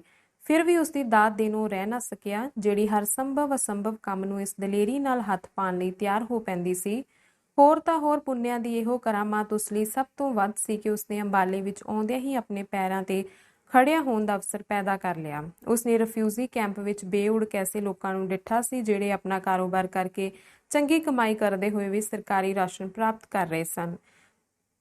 ਦੂਜੇ ਪਾਸੇ ਕੁੜੀ, ਜਿਹੜੀ ਨਿਆਸਰੀ ਹੋਣ ਕਰਕੇ ਸਰਕਾਰੀ ਮਦਦ ਦੀ ਹੱਕਦਾਰ ਹੁੰਦੀ ਹੋਈ ਵੀ ਮਦਦ ਲੈਣ ਨੂੰ ਤਿਆਰ ਨਹੀਂ ਸੀ। ਉਸਨੇ ਪੁੱਛਿਆ, ਤੁਹਾਡੇ ਭਰਾ ਨੂੰ ਇਹ ਜ਼ਖਮ ਕਿਸ ਤਰ੍ਹਾਂ ਆਇਆ ਮਿਸ ਪੁੰਨਿਆ? ਜੀ ਮੈਂ ਦੱਸ ਚੁੱਕੀ ਹਾਂ ਕਿ ਇਸ ਨੂੰ ਵਰਸ਼ਾ ਵੱਜਾ ਸੀ। ਪੁੰਨਿਆ ਨੇ ਸੰਖੇਪ ਵਿੱਚ ਗੱਲ ਮੁਕਾ ਦਿੱਤੀ। ਫਸਾਦਾਂ ਵਿੱਚ? ਡਾਕਟਰ ਨੇ ਪੁੱਛਿਆ। ਹਾਂਜੀ, ਉਹ ਨੇਤਰਹੀਨ ਸਮਝ ਕੇ ਇਸ ਨੂੰ ਜਿਉਂਦਾ ਛੱਡ ਗਏ ਹੋਣਗੇ। ਪੁੰਨਿਆ ਨੇ ਕੋਈ ਜਵਾਬ ਨਾ ਦਿੱਤਾ, ਜਿਸ ਤੋਂ ਡਾਕਟਰ ਨੇ ਖਿਆਲ ਕੀਤਾ ਕਿ ਕੁੜੀ ਦਾ ਖਿਆਲ ਸ਼ਾਇਦ ਮਰ ਚੁੱਕੇ ਸੰਬੰਧੀਆਂ ਵੱਲ ਜਾ ਪਿਆ ਹੈ। ਉਸ ਫਿਰ ਪੁੱਛਿਆ, ਇਸ ਵਿਚਾਰੇ ਨੂੰ ਪਾਕਿਸਤਾਨ ਤੋਂ ਇੱਥੇ ਲਿਆਉਣ ਵਿੱਚ ਤੁਹਾਨੂੰ ਬੜੀ ਤਕਲੀਫ ਉਠਾਉਣੀ ਪਈ ਹੋਵੇਗੀ? ਜੀ ਨਹੀਂ, ਪੁੰਨਿਆ ਆਪਣੀ ਖਾਮੋਸ਼ੀ ਨੂੰ ਤੋੜਦੀ ਹੋਈ ਬੋਲੀ। ਅਸਲ ਵਿੱਚ ਡਾਕਟਰ ਜੀ, ਮੈਂ ਤੁਹਾਡੇ ਅੱਗੇ ਝੂਠ ਬੋਲਿਆ ਹੈ ਤੇ ਉਸ ਝੂਠ ਨੂੰ ਲੁਕਾਉਣ ਖਾਤਰ ਹੋਰ ਝੂਠ ਘੜਨਾ ਮੈਂ ਨਹੀਂ ਚਾਹੁੰਦੀ। ਡਾਕਟਰ ਨੇ ਹੈਰਾਨੀ ਨਾਲ ਉਸ ਵੱਲ ਤੱਕਿਆ। ਉਹ ਬੋਲਦੀ ਗਈ, ਪਹਿਲਾਂ ਮੈਂ ਤੁਹਾਨੂੰ ਇਸੇ ਦਾ ਜ਼ਿਕਰ ਸੁਣਾ ਲਵਾਂ। ਪਰਮਾ ਅੰਨੇ ਤੋਂ ਛੁੱਟ ਦਿਮਾਗੀ ਤੌਰ ਤੇ ਵੀ ਬਿਮਾਰ ਹੈ। ਇਸ ਦਾ ਦਿਮਾਗ ਭਾਵੇਂ ਪਹਿਲਾਂ ਨਾਲੋਂ ਕਾਫੀ ਠੀਕ ਹੈ, ਫਿਰ ਵੀ ਮੈਨੂੰ ਹਰ ਵੇਲੇ ਇਸ ਗੱਲ ਦੀ ਚਿੰਤਾ ਲੱਗੀ ਰਹਿੰਦੀ ਹੈ ਕਿ ਮਤਾ ਇਸ ਦੀ ਤਕਲੀਫ ਵੱਧ ਜਾਵੇ। ਇਸ ਕਰਕੇ ਮੈਂ ਇਸ ਨਾਲ ਹਰ ਵੇਲੇ ਕਈ ਤਰ੍ਹਾਂ ਦੇ ਛਲ ਕਪਟ ਕਰਦੀ ਰਹਿੰਦੀ ਹਾਂ। ਛਲ ਕਪਟ? ਡਾਕਟਰ ਨੇ ਫਿਰ ਉਸੇ ਹੈਰਾਨੀ ਭਰੀ ਨਜ਼ਰ ਨਾਲ ਉਸ ਵੱਲ ਤੱਕਿਆ। ਜੀ ਹਾਂ, ਪੁੰਨਿਆ ਬੋਲੀ। ਜੇ ਛਲ ਕਪਟ ਕਰਨ ਵਾਲਾ ਤਰੀਕਾ ਜਾਰੀ ਨਾ ਰੱਖਦੀ ਤਾਂ ਹੁਣ ਤੱਕ ਪਤਾ ਨਹੀਂ ਇਸ ਦਾ ਕੀ ਹਾਲ ਹੋ ਜਾਂਦਾ। ਤਾਂ ਤੇ ਕੋਈ ਬੜੀ ਦਿਲਚਸਪ ਕਹਾਣੀ ਹੋਵੇਗੀ। ਦਿਲਚਸਪ ਨਹੀਂ ਜੀ, ਦਿਲ ਚੀਰਵੀਂ। ਖੈਰ ਸੁਣਾਓ ਤਾਂ ਸਹੀ, ਪੁੰਨਿਆ ਨੇ ਦੱਸਣਾ ਸ਼ੁਰੂ ਕੀਤਾ। ਮੈਂ ਆਪਣੇ ਵਰਗੀਆਂ ਕਈਆਂ ਹੋਰ ਕੁੜੀਆਂ ਨਾਲ ਅਗਵਾ ਕਰ ਲਈ ਗਈ ਸਾਂ, ਜਿੱਥੋਂ ਇੱਕ ਲੰਮੇ ਅਰਸੇ ਬਾਅਦ ਮੈਨੂੰ ਛੁਟਕਾਰਾ ਮਿਲਿਆ। ਇਸ ਦੀ ਇੱਕ ਵੱਖਰੀ ਤੇ ਲੰਬੀ ਵਿਥਿਆ ਹੈ, ਜਿਹੜੀ ਫਿਰ ਕਦੀ ਜੇ ਦਿਲ ਮੰਨਿਆ ਤਾਂ ਸੁਣਾਵਾਂਗੀ। ਹਾਲੇ ਇਹੋ ਸੁਣੋ। ਮਿਰਦੁੱਲਾ ਸਾਰਾਬਾਈ ਦੀ ਪਾਰਟੀ ਜਦੋਂ ਸਾਨੂੰ ਜੋ ਗਿਣਤੀ ਵਿੱਚ 25-26 ਸਾਂ ਅੱਜ ਤੋਂ ਮਹੀਨਾ ਕੁ ਪਹਿਲਾਂ ਪਾਕਿਸਤਾਨੋਂ ਅੰਮ੍ਰਿਤਸਰ ਲਿਆਈ ਤਾਂ ਸਾਨੂੰ ਸ਼ਹਿਰਟੇ ਦੇ ਇੱਕ ਛੋਟੇ ਜਿਹੇ ਕੈਂਪ ਵਿੱਚ ਰੱਖਿਆ ਗਿਆ, ਜਿਹੜਾ ਇਸੇ ਮਤਲਬ ਲਈ ਸਰਕਾਰੀ ਤੌਰ ਤੇ ਬਣਾਇਆ ਗਿਆ ਸੀ। ਅਗਵਾ ਹੋਈਆਂ ਕੁੜੀਆਂ ਨੂੰ ਸਭ ਤੋਂ ਪਹਿਲਾਂ ਉਸੇ ਵਿੱਚ ਰੱਖਿਆ ਜਾਂਦਾ ਸੀ। ਮਗਰੋਂ ਕੁੜੀਆਂ ਦੇ ਵਾਰਸਾਂ ਦੀ ਭਾਲ ਸ਼ੁਰੂ ਕੀਤੀ ਜਾਂਦੀ ਸੀ। ਜਿਸ ਕੁੜੀ ਦਾ ਕੋਈ ਵਾਰਸ ਲੱਭ ਪੈਂਦਾ, ਕੁੜੀ ਉਸਦੇ ਹਵਾਲੇ ਕਰ ਦਿੱਤੀ ਜਾਂਦੀ ਤੇ ਜਿਹੜੀਆਂ ਲਵਾਰਸ ਹੁੰਦੀਆਂ ਉਹਨਾਂ ਨੂੰ ਉਹਨਾਂ ਦੀ ਮਰਜ਼ੀ ਅਨੁਸਾਰ ਹੋਰ ਰਿਫਿਊਜੀ ਕੈਂਪਾਂ ਵਿੱਚ ਭੇਜ ਦਿੱਤਾ ਜਾਂਦਾ। ਮੇਰਾ ਕੋਈ ਵੀ ਵਾਰਸ ਜਿਉਂਦਾ ਨਹੀਂ ਸੀ ਬਚਿਆ, ਸੋ ਮੈਂ ਬਲਦੇਵ ਨਗਰ ਦੇ ਕੈਂਪ ਵਿੱਚ ਆਉਣ ਲਈ ਪ੍ਰਬੰਧਕਾਂ ਪਾਸ ਬੇਨਤੀ ਕੀਤੀ। ਕੈਂਪਾਂ ਦੀਆਂ ਲਿਸਟਾਂ ਵਿੱਚੋਂ ਮੈਂ ਪਤਾ ਕਰ ਲਿਆ ਸੀ ਕਿ ਜ਼ਿਲ੍ਹਾ ਸਰਗੋਦਾ ਤੇ ਗੁਜਰਾਤ ਦੇ ਰਿਫਿਊਜੀ ਅੰਬਾਲੇ ਦੇ ਕੈਂਪਾਂ ਵਿੱਚ ਰਹਿ ਰਹੇ ਨੇ। ਮੈਂ ਸੋਚਿਆ ਸ਼ਾਇਦ ਕੋਈ ਦੂਰ ਨੇੜੇ ਦਾ ਰਿਸ਼ਤੇਦਾਰ ਉਹਨਾਂ ਵਿੱਚੋਂ ਮੈਨੂੰ ਲੱਭ ਪਵੇ, ਪਰ ਇੱਥੇ ਆ ਕੇ ਕੋਈ ਨਾ ਲੱਭਾ, ਕਿਉਂਕਿ ਸਾਡੇ ਸ਼ਹਿਰ ਦੇ ਬਹੁਤ ਸਾਰੇ ਲੋਕ ਅਗਾਂਹ ਦਿੱਲੀ ਵੱਲ ਚਲੇ ਗਏ ਸਨ। ਅੰਮ੍ਰਿਤਸਰ ਦੇ ਕੈਂਪ ਵਿੱਚ ਪਹੁੰਚ ਕੇ ਮੈਂ ਇਸ ਮੁੰਡੇ ਨੂੰ ਇੱਕ ਸੜੇ ਹੋਏ ਮਕਾਨ ਦੇ ਖੋਲੇ ਵਿੱਚ ਮਿੱਟੀ ਘੱਟੇ ਨਾਲ ਲੱਥ-ਪੱਥ ਵੇਖਿਆ। ਉਸ ਵੇਲੇ ਇਸ ਦੀ ਬਹੁਤ ਬੁਰੀ ਹਾਲਤ ਸੀ। ਇਸ ਦੀ ਲੱਤ ਦਾ ਜ਼ਖਮ ਸਖਤ ਖਰਾਬ ਹੋ ਚੁੱਕਾ ਸੀ, ਜਿਸ ਦੀ ਦੇਖਭਾਲ ਵੱਲ ਨਾ ਤਾਂ ਕਿਸੇ ਹੋਰ ਨੇ ਖਿਆਲ ਕੀਤਾ, ਨਾ ਹੀ ਮੁੰਡੇ ਨੇ ਆਪ। ਇੱਥੋਂ ਤੱਕ ਇਸ ਦੇ ਜ਼ਖਮ ਉੱਤੇ ਪੱਟੀ ਤੱਕ ਨਹੀਂ ਸੀ, ਐਵੇਂ ਇੱਕ ਚੀਥੜਾ ਜਿਹਾ ਵਲਿਆ ਹੋਇਆ ਸੀ, ਜਿਸ ਉੱਤੇ ਮੱਖੀਆਂ ਦੇ ਲੈ ਚੜੇ ਹੋਏ ਸਨ, ਜਿਸ ਦੇ ਦੁਆਲੇ ਕਾਫੀ ਸਾਰੀ ਭੀੜ ਜੁੜੀ ਰਹਿੰਦੀ ਸੀ। ਰੱਬ ਤਰਸੀ ਕੋਈ ਇਸ ਪਾਸ ਰੋਟੀ ਦਾ ਟੁਕੜਾ ਰੱਖ ਜਾਂਦਾ, ਕੋਈ ਕੁੱਜੇ ਵਿੱਚ ਦੁੱਧ ਪਾ ਕੇ। ਕੀ ਦੱਸਾਂ ਡਾਕਟਰ ਜੀ, ਮੇਰਾ ਦਿਲ ਬੜਾ ਹੌਲਾ ਏ, ਮੈਂ ਕਿਸੇ ਨੂੰ ਤੜਫਦਾ ਨਹੀਂ ਵੇਖ ਸਕਦੀ। ਮੁੰਡੇ ਦੇ ਕੋਲ ਉਸ ਵੇਲੇ ਅੱਛਾ ਖਾਸਾ ਮਜਮਾ ਜੁੜਿਆ ਹੋਇਆ ਸੀ, ਜਿਸ ਵੇਲੇ ਮੁੰਡਾ ਮੁਢੀਰ ਵਾਦਾ ਸੀ। ਕੋਈ ਸਿਆਣਾ ਤੀਵੀ ਮਰਦ ਵੀ ਝਟ ਪਲ ਖਲੋ ਕੇ ਇਸ ਦੀ ਹਾਲਤ ਉੱਤੇ ਇੱਕ ਅੱਧ ਹੌਂਕਾ ਭਰ ਜਾਂਦਾ ਸੀ। ਮੈਨੂੰ ਸਭ ਤੋਂ ਬਹੁਤਾ ਰੰਜ ਮੁੰਡੇ ਦੀ ਢਾਣੀ ਉੱਤੇ ਹੋਇਆ, ਜਿਹੜੇ ਇਸ ਨੂੰ ਛੇੜ ਰਹੇ ਸਨ। ਮੈਂ ਉਸ ਢਾਣੀ ਦੇ ਪਿੱਛੇ ਖੜੋਤੀ ਕਿੰਨਾ ਹੀ ਚਿਰ ਵੇਖਦੀ ਰਹੀ। ਇੱਕ ਮੁੰਡਾ ਇਸ ਦੇ ਹੱਥ ਵਿੱਚ ਇੱਕ ਪੁਰਾਣਾ ਪੋਸਟ ਕਾਰਡ ਫੜਾ ਕੇ ਕਹਿ ਰਿਹਾ ਸੀ, ਪਰਮਿਆ ਤੇਰੀ ਮਾਂ ਨੇ ਖੱਤ ਭੇਜਿਆ ਈ। ਤੇ ਪਰਮਾ ਵਿਚਾਰਾ, ਜਿਹੜਾ ਲੱਤ ਦੀ ਪੀੜ ਨਾਲ ਕੁਰਲਾ ਰਿਹਾ ਸੀ, ਆਪਣੀ ਮਾਂ ਦਾ ਖੱਤ ਜਾਣ ਕੇ ਮੁੰਡਿਆਂ ਉੱਤੇ ਕਈ ਤਰ੍ਹਾਂ ਦੇ ਸਵਾਲ ਕਰਨ ਲੱਗ ਪਿਆ। ਡਾਕਟਰ ਜੀ ਸੱਚ ਜਾਣਨਾ, ਮੁੰਡੇ ਤਾਂ ਵਿਚਾਰੇ ਨਾਲ ਛੇੜਖਾਨੀ ਕਰਦੇ ਹੋਏ ਹੱਸ ਰਹੇ ਸਨ, ਪਰ ਮੇਰਾ ਦਿਲ ਰੋ ਰਿਹਾ ਸੀ। ਜੀ ਕਰੇ ਕਿ ਇਹਨਾਂ ਸਾਰੇ ਮੁੰਡਿਆਂ ਨੂੰ ਪੁਲਿਸ ਦੇ ਹਵਾਲੇ ਕਰਦਿਆਂ, ਜਿਹੜੇ ਨਾਹਕ ਵਿਚਾਰੇ ਦੁਖੀ ਨੂੰ ਸਤਾਨ ਡਏ ਹੋਏ ਸਨ। ਪਤਾ ਨਹੀਂ ਇਸ ਨੂੰ ਮਾਂ ਦਾ ਕਿਹੋ ਜਿਹਾ ਵਿਰਾਗ ਲੱਗਾ ਹੋਇਆ ਸੀ। ਕੋਈ ਮੁੰਡਾ ਭਾਵੇਂ ਕਿਸੇ ਵੀ ਸ਼ਕਲ ਵਿੱਚ ਜਦੋਂ ਇਸ ਦੀ ਮਾਂ ਦਾ ਜ਼ਿਕਰ ਕਰਦਾ, ਉਸੇ ਨਾਲ ਹੀ ਗੱਲੀ ਜੁਟ ਪੈਂਦਾ। ਲੱਤ ਵਿੱਚ ਇਸ ਦੀ ਸੁੱਜ ਕੇ ਆਈ ਹੋਈ ਸੀ। ਮੈਥੋਂ ਇਸ ਦੀ ਹਾਲਤ ਜਰੀ ਨਾ ਗਈ ਤੇ ਇਸ ਦੇ ਕੋਲ ਜਾ ਕੇ ਮੈਂ ਵੀ ਮੁੰਡਿਆਂ ਪਾਸੋਂ ਸੁਣਿਆ ਹੋਇਆ ਇਸ ਦਾ ਨਾਂ ਲੈ ਕੇ ਆਵਾਜ਼ ਮਾਰੀ। ਇਸ ਤੋਂ ਅੱਗੇ ਕੀ ਦੱਸਾਂ ਡਾਕਟਰ ਜੀ, ਨਿਰਾ ਮੇਰਾ ਝੱਲ ਪੁਣਾ। ਅੱਗੇ ਤਾਂ ਮੁੰਡੇ ਸਿਰਫ ਪਰਮੇ ਦੇ ਪਾਗਲਪੁਣੇ ਉੱਤੇ ਹੱਸ ਰਹੇ ਸਨ, ਫਿਰ ਇੱਕ ਦੇ ਥਾਂ ਦੋ ਉੱਤੇ ਹੱਸਣ ਲੱਗ ਪਏ। ਮੇਰੇ ਮੂੰਹੋਂ ਪਰਮਿਆਂ ਸੁਣ ਕੇ ਉਹ ਅੰਬੜ ਵਾਹਿਆਂ ਉੱਠ ਕੇ ਉਵੇਂ ਹੀ ਮਾਂ ਮੇਰੇ ਵੱਲ ਲਪਕਿਆ। ਜੇ ਕਦੀ ਮੈਂ ਇਸ ਨੂੰ ਫੜ ਨਾ ਲੈਂਦੀ ਤਾਂ ਜ਼ਰੂਰ ਇਸ ਨੇ ਮੂੰਹ ਪਰਨੇ ਡਿੱਗ ਪੈਣਾ ਸੀ। ਤੁਸੀਂ ਡਾਕਟਰ ਜੀ ਸਾਡੇ ਦੋਹਾਂ ਦੇ ਉਸ ਵੇਲੇ ਦੇ ਸਵਾਲ ਜਵਾਬ ਸੁਣ ਕੇ ਜ਼ਰੂਰ ਹੱਸੋਗੇ, ਪਰ ਮੈਂ ਤੁਹਾਡੇ ਪਾਸੋਂ ਲੁਕਾਣਾ ਕੁਝ ਨਹੀਂ। ਜਦ ਮੈਂ ਇਹਦੇ ਹੱਥ ਫੜੇ ਤਾਂ ਇਹ ਡੜਿਆ ਕੇ ਮੇਰੇ ਨਾਲ ਲਿਪਟ ਗਿਆ ਤੇ ਰੋ ਕੇ ਫਾਵਾ ਹੋਣ ਲੱਗਾ। ਇਹੋ ਕਹੀ ਜਾਵੇ, ਮਾਂ ਤੁਹਾਨੂੰ ਫੜ ਕੇ ਲੈ ਗਏ ਸਨ, ਤੈਨੂੰ ਉਹਨਾਂ ਮਾਰਿਆ ਕੁੱਟਿਆ ਤਾਂ ਨਹੀਂ ਸੀ। ਮਾਂ ਹੁਣ ਕੋਈ ਖਤਰਾ ਨਾ ਕਰ, ਹੁਣ ਤੂੰ ਹਿੰਦੁਸਤਾਨ ਵਿੱਚ ਪਹੁੰਚ ਗਈ ਏ। ਮਾਂ ਹੁਣ ਨਾ ਮੈਨੂੰ ਇਕੱਲਿਆਂ ਛੱਡੀ, ਵੇਖ ਮੇਰੀ ਲੱਤ ਦਾ ਕੀ ਹਾਲ ਹੋ ਗਿਆ। ਉਹਨਾਂ ਨੇ ਬਰਸ਼ੇ ਨਾਲ ਵਿੰਨ ਸੁੱਟੀ ਸੀ। ਬੜੇ ਟਿਕਾਓ ਵਿੱਚ ਡਾਕਟਰ ਸੁਣੀ ਗਿਆ, ਫਿਰ ਕਹਿਣ ਲੱਗਾ, ਅੱਛਾ ਮਿਸ ਪੁੰਨਿਆ, ਤੁਸਾਂ ਫਿਰ ਅੱਗੋਂ ਕੀ ਜਵਾਬ ਦਿੱਤਾ? ਥੋੜੀ ਜਿਹੀ ਝੇਪ ਕੇ ਪੁੰਨਿਆ ਬੋਲੀ, ਮੈਂ ਹੋਰ ਕੀ ਕਰ ਸਕਦੀ ਸਾਂ ਡਾਕਟਰ ਜੀ, ਕਿ ਜਾਂ ਤਾਂ ਹੋਰ ਲੋਕਾਂ ਵਾਂਗ ਇਸ ਨੂੰ ਇਸ ਦੀ ਹਾਲਤ ਤੇ ਛੱਡ ਕੇ ਲੰਘ ਜਾਂਦੀ ਜਾਂ ਇਸ ਦੀ ਮਾਂ ਬਣਨਾ ਕਬੂਲਦੀ, ਤੇ ਗਾਲਬਨ ਤੁਸਾਂ ਦੂਸਰਾ ਰਸਤਾ ਅਖਤਿਆਰ ਕੀਤਾ ਹੋਵੇਗਾ। ਐਤਕੀ ਡਾਕਟਰ ਦੇ ਚਿਹਰੇ ਉੱਤੇ ਸ਼ਰਧਾ ਦੇ ਭਾਵ ਸਨ। ਜੀ ਹਾਂ, ਪੁੰਨਿਆ ਬੋਲੀ। ਹੋਰ ਕੀ ਕਰਦੀ? ਇਸ ਦੇ ਹਰ ਸਵਾਲ ਦੇ ਜਵਾਬ ਵਿੱਚ ਮੈਂ ਸਾਬਿਤ ਕਰਨ ਦੀ ਕੋਸ਼ਿਸ਼ ਕਰਦੀ ਰਹੀ ਕਿ ਇਸ ਦੀ ਮਾਂ ਜਿੰਦੀ ਜਾਗਦੀ ਇਸ ਨੂੰ ਲੱਭ ਪਈ ਹੈ। ਮੈਂ ਇਸ ਨੂੰ ਇੱਕ ਮਜ਼ਦੂਰ ਦੀ ਪਿੱਠ ਤੇ ਚੁਕਵਾ ਕੇ ਕੈਂਪ ਵਿੱਚ ਲੈ ਗਈ। ਆਪਣੇ ਵੱਲੋਂ ਇਸ ਨੂੰ ਬਥੇਰਾ ਸਿਖਾ ਪੜ੍ਹਾ ਦਿੱਤਾ ਕਿ ਕਿਸੇ ਹੋਰ ਦੇ ਸਾਹਮਣੇ ਮੈਨੂੰ ਮਾਂ ਨਾ ਕਿਹਾ ਕਰੇ, ਸਗੋਂ ਬੀਬੀ ਕਹਿ ਕੇ ਬੁਲਾਇਆ ਕਰੇ। ਪਰ ਇਸ ਵਿਚਾਰੇ ਦਾ ਤਾਂ ਦਿਮਾਗ ਹੀ ਟਿਕਾਣੇ ਨਹੀਂ ਸੀ। ਮੇਰੇ ਲਈ ਇੱਕ ਨਵੀਂ ਬਿਪਤਾ ਖੜੀ ਹੋ ਗਈ। ਇੱਕ ਸੜੀਅਲ ਜਿਹੇ ਸੁਭਾਅ ਦੀ ਡਾਕਟਰ ਸਰਕਾਰੀ ਤੌਰ ਤੇ ਉਸ ਕੈਂਪ ਵਿੱਚ ਆਇਆ ਕਰਦੀ ਸੀ, ਬੜੀ ਹੰਕਾਰਨ ਜਿਹੀ। ਰੱਬੀ ਸਬੱਬੀ ਦੂਜੇ ਦਿਨ ਸਵੇਰੇ ਉਹ ਆ ਨਿਕਲੀ। ਮੈਂ ਮੁੰਡੇ ਦੀ ਪੱਟੀ ਕਰਨ ਲਈ ਉਸ ਪਾਸ ਬੇਨਤੀ ਕੀਤੀ ਤਾਂ ਉਸ ਜਵਾਬ ਦਿੱਤਾ, ਮੈਨੂੰ ਸਿਰਫ ਕੁੜੀਆਂ ਜਨਾਨੀਆਂ ਦਾ ਹੀ ਦਵਾ ਦਾਰੂ ਕਰਨ ਦੀ ਇਜਾਜ਼ਤ ਹੈ ਜਿਹੜੀਆਂ ਪਾਕਿਸਤਾਨ ਤੋਂ ਆਈਆਂ ਨੇ। ਖੈਰ ਕਿਸੇ ਤਰ੍ਹਾਂ ਮਿੰਤ ਤਰਲਾ ਕਰਕੇ ਤੇ ਉਸ ਨੂੰ ਸ਼ਰਮਿੰਦਿਆਂ ਕਰਕੇ ਪੱਟੀ ਤਾਂ ਕਰਾਉਣ ਲਈ ਮਨਾ ਲਿਆ। ਪਰ ਜਿਉਂ ਹੀ ਪੱਟੀ ਖੋਲ ਕੇ ਉਸਨੇ ਮੁੰਡੇ ਦਾ ਜ਼ਖਮ ਤੱਕਿਆ ਕਿ ਕੰਨਾਂ ਨੂੰ ਹੱਥ ਲਾਉਂਦੀ ਹੋਈ ਭੁੜਕ ਕੇ ਪਰਾਂ ਜਾ ਖਲੋਤੀ। ਕਹਿਣ ਲੱਗੀ, ਇਸ ਜ਼ਖਮ ਨੂੰ ਤਾਂ ਕੋਈ ਸਰਜਨ ਹੀ ਹੱਥ ਪਾ ਸਕਦਾ ਹੈ। ਹੋਰ ਮਿੰਨਤ ਤਰਲਾ ਕਰਕੇ ਮੈਂ ਉਸ ਪਾਸੋਂ ਮਾੜੀ ਮੋਟੀ ਪੱਟੀ ਕਰਵਾਈ, ਪਰਮੇ ਨੂੰ ਨਹਾਇਆ, ਕੱਪੜਾ ਲੱਤਾ ਬਦਲਿਆ ਤੇ ਇਸ ਨੂੰ ਮੈਂ ਆਪਣਾ ਭਰਾ ਪ੍ਰਗਟ ਕਰਕੇ ਨਾਲ ਰੱਖ ਲਿਆ। ਪਰ ਮੈਂ ਤਾਂ ਅੰਬਾਲੇ ਚਲੀ ਆਉਣਾ ਸੀ, ਇਸ ਦਾ ਕੀ ਕਰਦੀ। ਇਸ ਨੂੰ ਬਥੇਰਾ ਕਿਹਾ ਕਿ ਚੱਲ ਮੈਂ ਤੈਨੂੰ ਅੰਧ ਵਿਦਿਆਲੇ ਵਿੱਚ ਦਾਖਲ ਕਰਾ ਦਿੰਦੀ ਹਾਂ, ਪਰ ਇਹ ਕੰਨਾਂ ਤੇ ਹੱਥ ਧਰਦਾ ਸੀ। ਨਾਲੇ ਅੰਧ ਵਿਦਿਆਲੇ ਚੋਂ ਅੱਗੇ ਇੱਕ ਵਾਰੀ ਇਹ ਹੋ ਆਇਆ ਸੀ। ਇਸ ਨੇ ਮੈਨੂੰ ਦੱਸਿਆ ਕਿ ਥੋੜੇ ਦਿਨ ਪਹਿਲਾਂ ਇਸ ਨੂੰ ਕਿਸੇ ਨੇ ਅੰਧ ਵਿਦਿਆਲੇ ਵਿੱਚ ਜਾ ਦਾਖਲ ਕਰਵਾਇਆ ਸੀ, ਪਰ ਉਸ ਤੋਂ 3 ਦਿਨ ਬਾਅਦ ਹੀ ਵਿਚਾਰੇ ਨੂੰ ਕੱਢ ਦਿੱਤਾ ਗਿਆ। ਅਖੀਰ ਲਾਚਾਰ ਹੋ ਕੇ ਲੂਰ ਪਰਾਂਦਾ ਮੈਨੂੰ ਨਾਲ ਹੀ ਘਸੀਟਣਾ ਪਿਆ। ਡਾਕਟਰ ਨੇ ਡੂੰਘੇ ਧਿਆਨ ਨਾਲ ਪੁੰਨਿਆ ਦੀ ਵਾਰਤਾ ਸੁਣੀ ਤੇ ਸੁਣ ਕੇ ਬੋਲਿਆ, ਓ ਮਿਸ ਪੁੰਨਿਆ, ਤੁਸੀਂ ਬਹੁਤ ਉੱਚੇ ਹੋ, ਬਹੁਤ ਵਿਸ਼ਾਲ। ਤੁਹਾਡੇ ਅੰਦਰ ਤਾਂ ਕਿਸੇ ਦੈਵੀ ਰੂਹ ਦਾ ਵਾਸ ਹੈ। ਤੁਹਾਡੇ ਵਰਗੀ ਦੇ ਦਰਸ਼ਨ ਕਰਕੇ ਮੈਂ ਕਿਰਤਾਰਥ ਹੋਇਆ ਹਾਂ। ਤੁਸੀਂ ਡਾਕਟਰ ਜੀ, ਉਸਦੀ ਸ਼ਲਾਘਾ ਦੇ ਭਾਰ ਹੇਠ ਦਬਦਿਆਂ ਪੁੰਨਿਆ ਨੇ ਉਸਦੀ ਗੱਲ ਟੋਕੀ, ਇਹ ਸਾਰਾ ਕੁਝ ਤੁਹਾਡੀ ਆਪਣੀ ਆਤਮਾ ਦਾ ਪਰਛਾਵਾਂ ਹੈ ਜਿਹੜਾ ਤੁਸੀਂ ਮੇਰੇ ਵਿੱਚ ਵੇਖਣ ਦਾ ਭੁਲੇਖਾ ਖਾ ਰਹੇ ਹੋ। ਸਗੋਂ ਇਹ ਉਪਮਾ ਤਾਂ ਮੈਂ ਤੁਹਾਨੂੰ ਦੇਣੀ ਚਾਹੁੰਦੀ ਹਾਂ, ਪਰ ਤੁਸੀਂ ਪਹਿਲ ਕਰ ਗਏ। ਜਿਸ ਵੇਲੇ ਮੈਂ ਤੁਹਾਡੀ ਕੋਠੀ ਪਹੁੰਚ ਕੇ ਤੁਹਾਡੇ ਕੰਪਾਊਂਡਰ ਦਾ ਸਲੂਕ ਵੇਖਿਆ ਤਾਂ ਸੱਚ ਕਹਿੰਦੀ ਹਾਂ ਤੁਹਾਡੇ ਵਿਰੁੱਧ ਮੇਰੇ ਅੰਦਰ ਕਾਫੀ ਜਜ਼ਬਾ ਸੀ। ਮੈਂ ਸੋਚਣ ਲੱਗ ਪਈ, ਜਿਸ ਡਾਕਟਰ ਆਨੰਦ ਦੀਆਂ ਤਾਰੀਫਾਂ ਮੈਂ ਬੱਚੇ ਦੀ ਜ਼ੁਬਾਨੀ ਸੁਣਦੀ ਰਹਿੰਦੀ ਹਾਂ ਉਹ ਕੋਈ ਹੋਰ ਹੋਵੇਗਾ। ਪਰ ਇੱਥੇ ਆ ਕੇ ਮੈਂ ਤੁਹਾਡੀ ਉਦਾਰਤਾ ਵੇਖੀ ਹੈ ਤਾਂ ਮੇਰਾ ਉਹ ਪਹਿਲਾਂ ਸਿਰਫ ਖਿਆਲ ਹੀ ਨਹੀਂ ਬਦਲ ਗਿਆ, ਸਗੋਂ ਸ਼ਰਮਿੰਦਗੀ ਮਹਿਸੂਸ ਹੋਣ ਲੱਗ ਪਈ ਕਿ ਮੈਂ ਇੱਕ ਦੇਵਤੇ ਲਈ ਕਿੱਡੇ ਭੈੜੇ ਖਿਆਲ ਬਣਾ ਬੈਠੀ ਸਾਂ।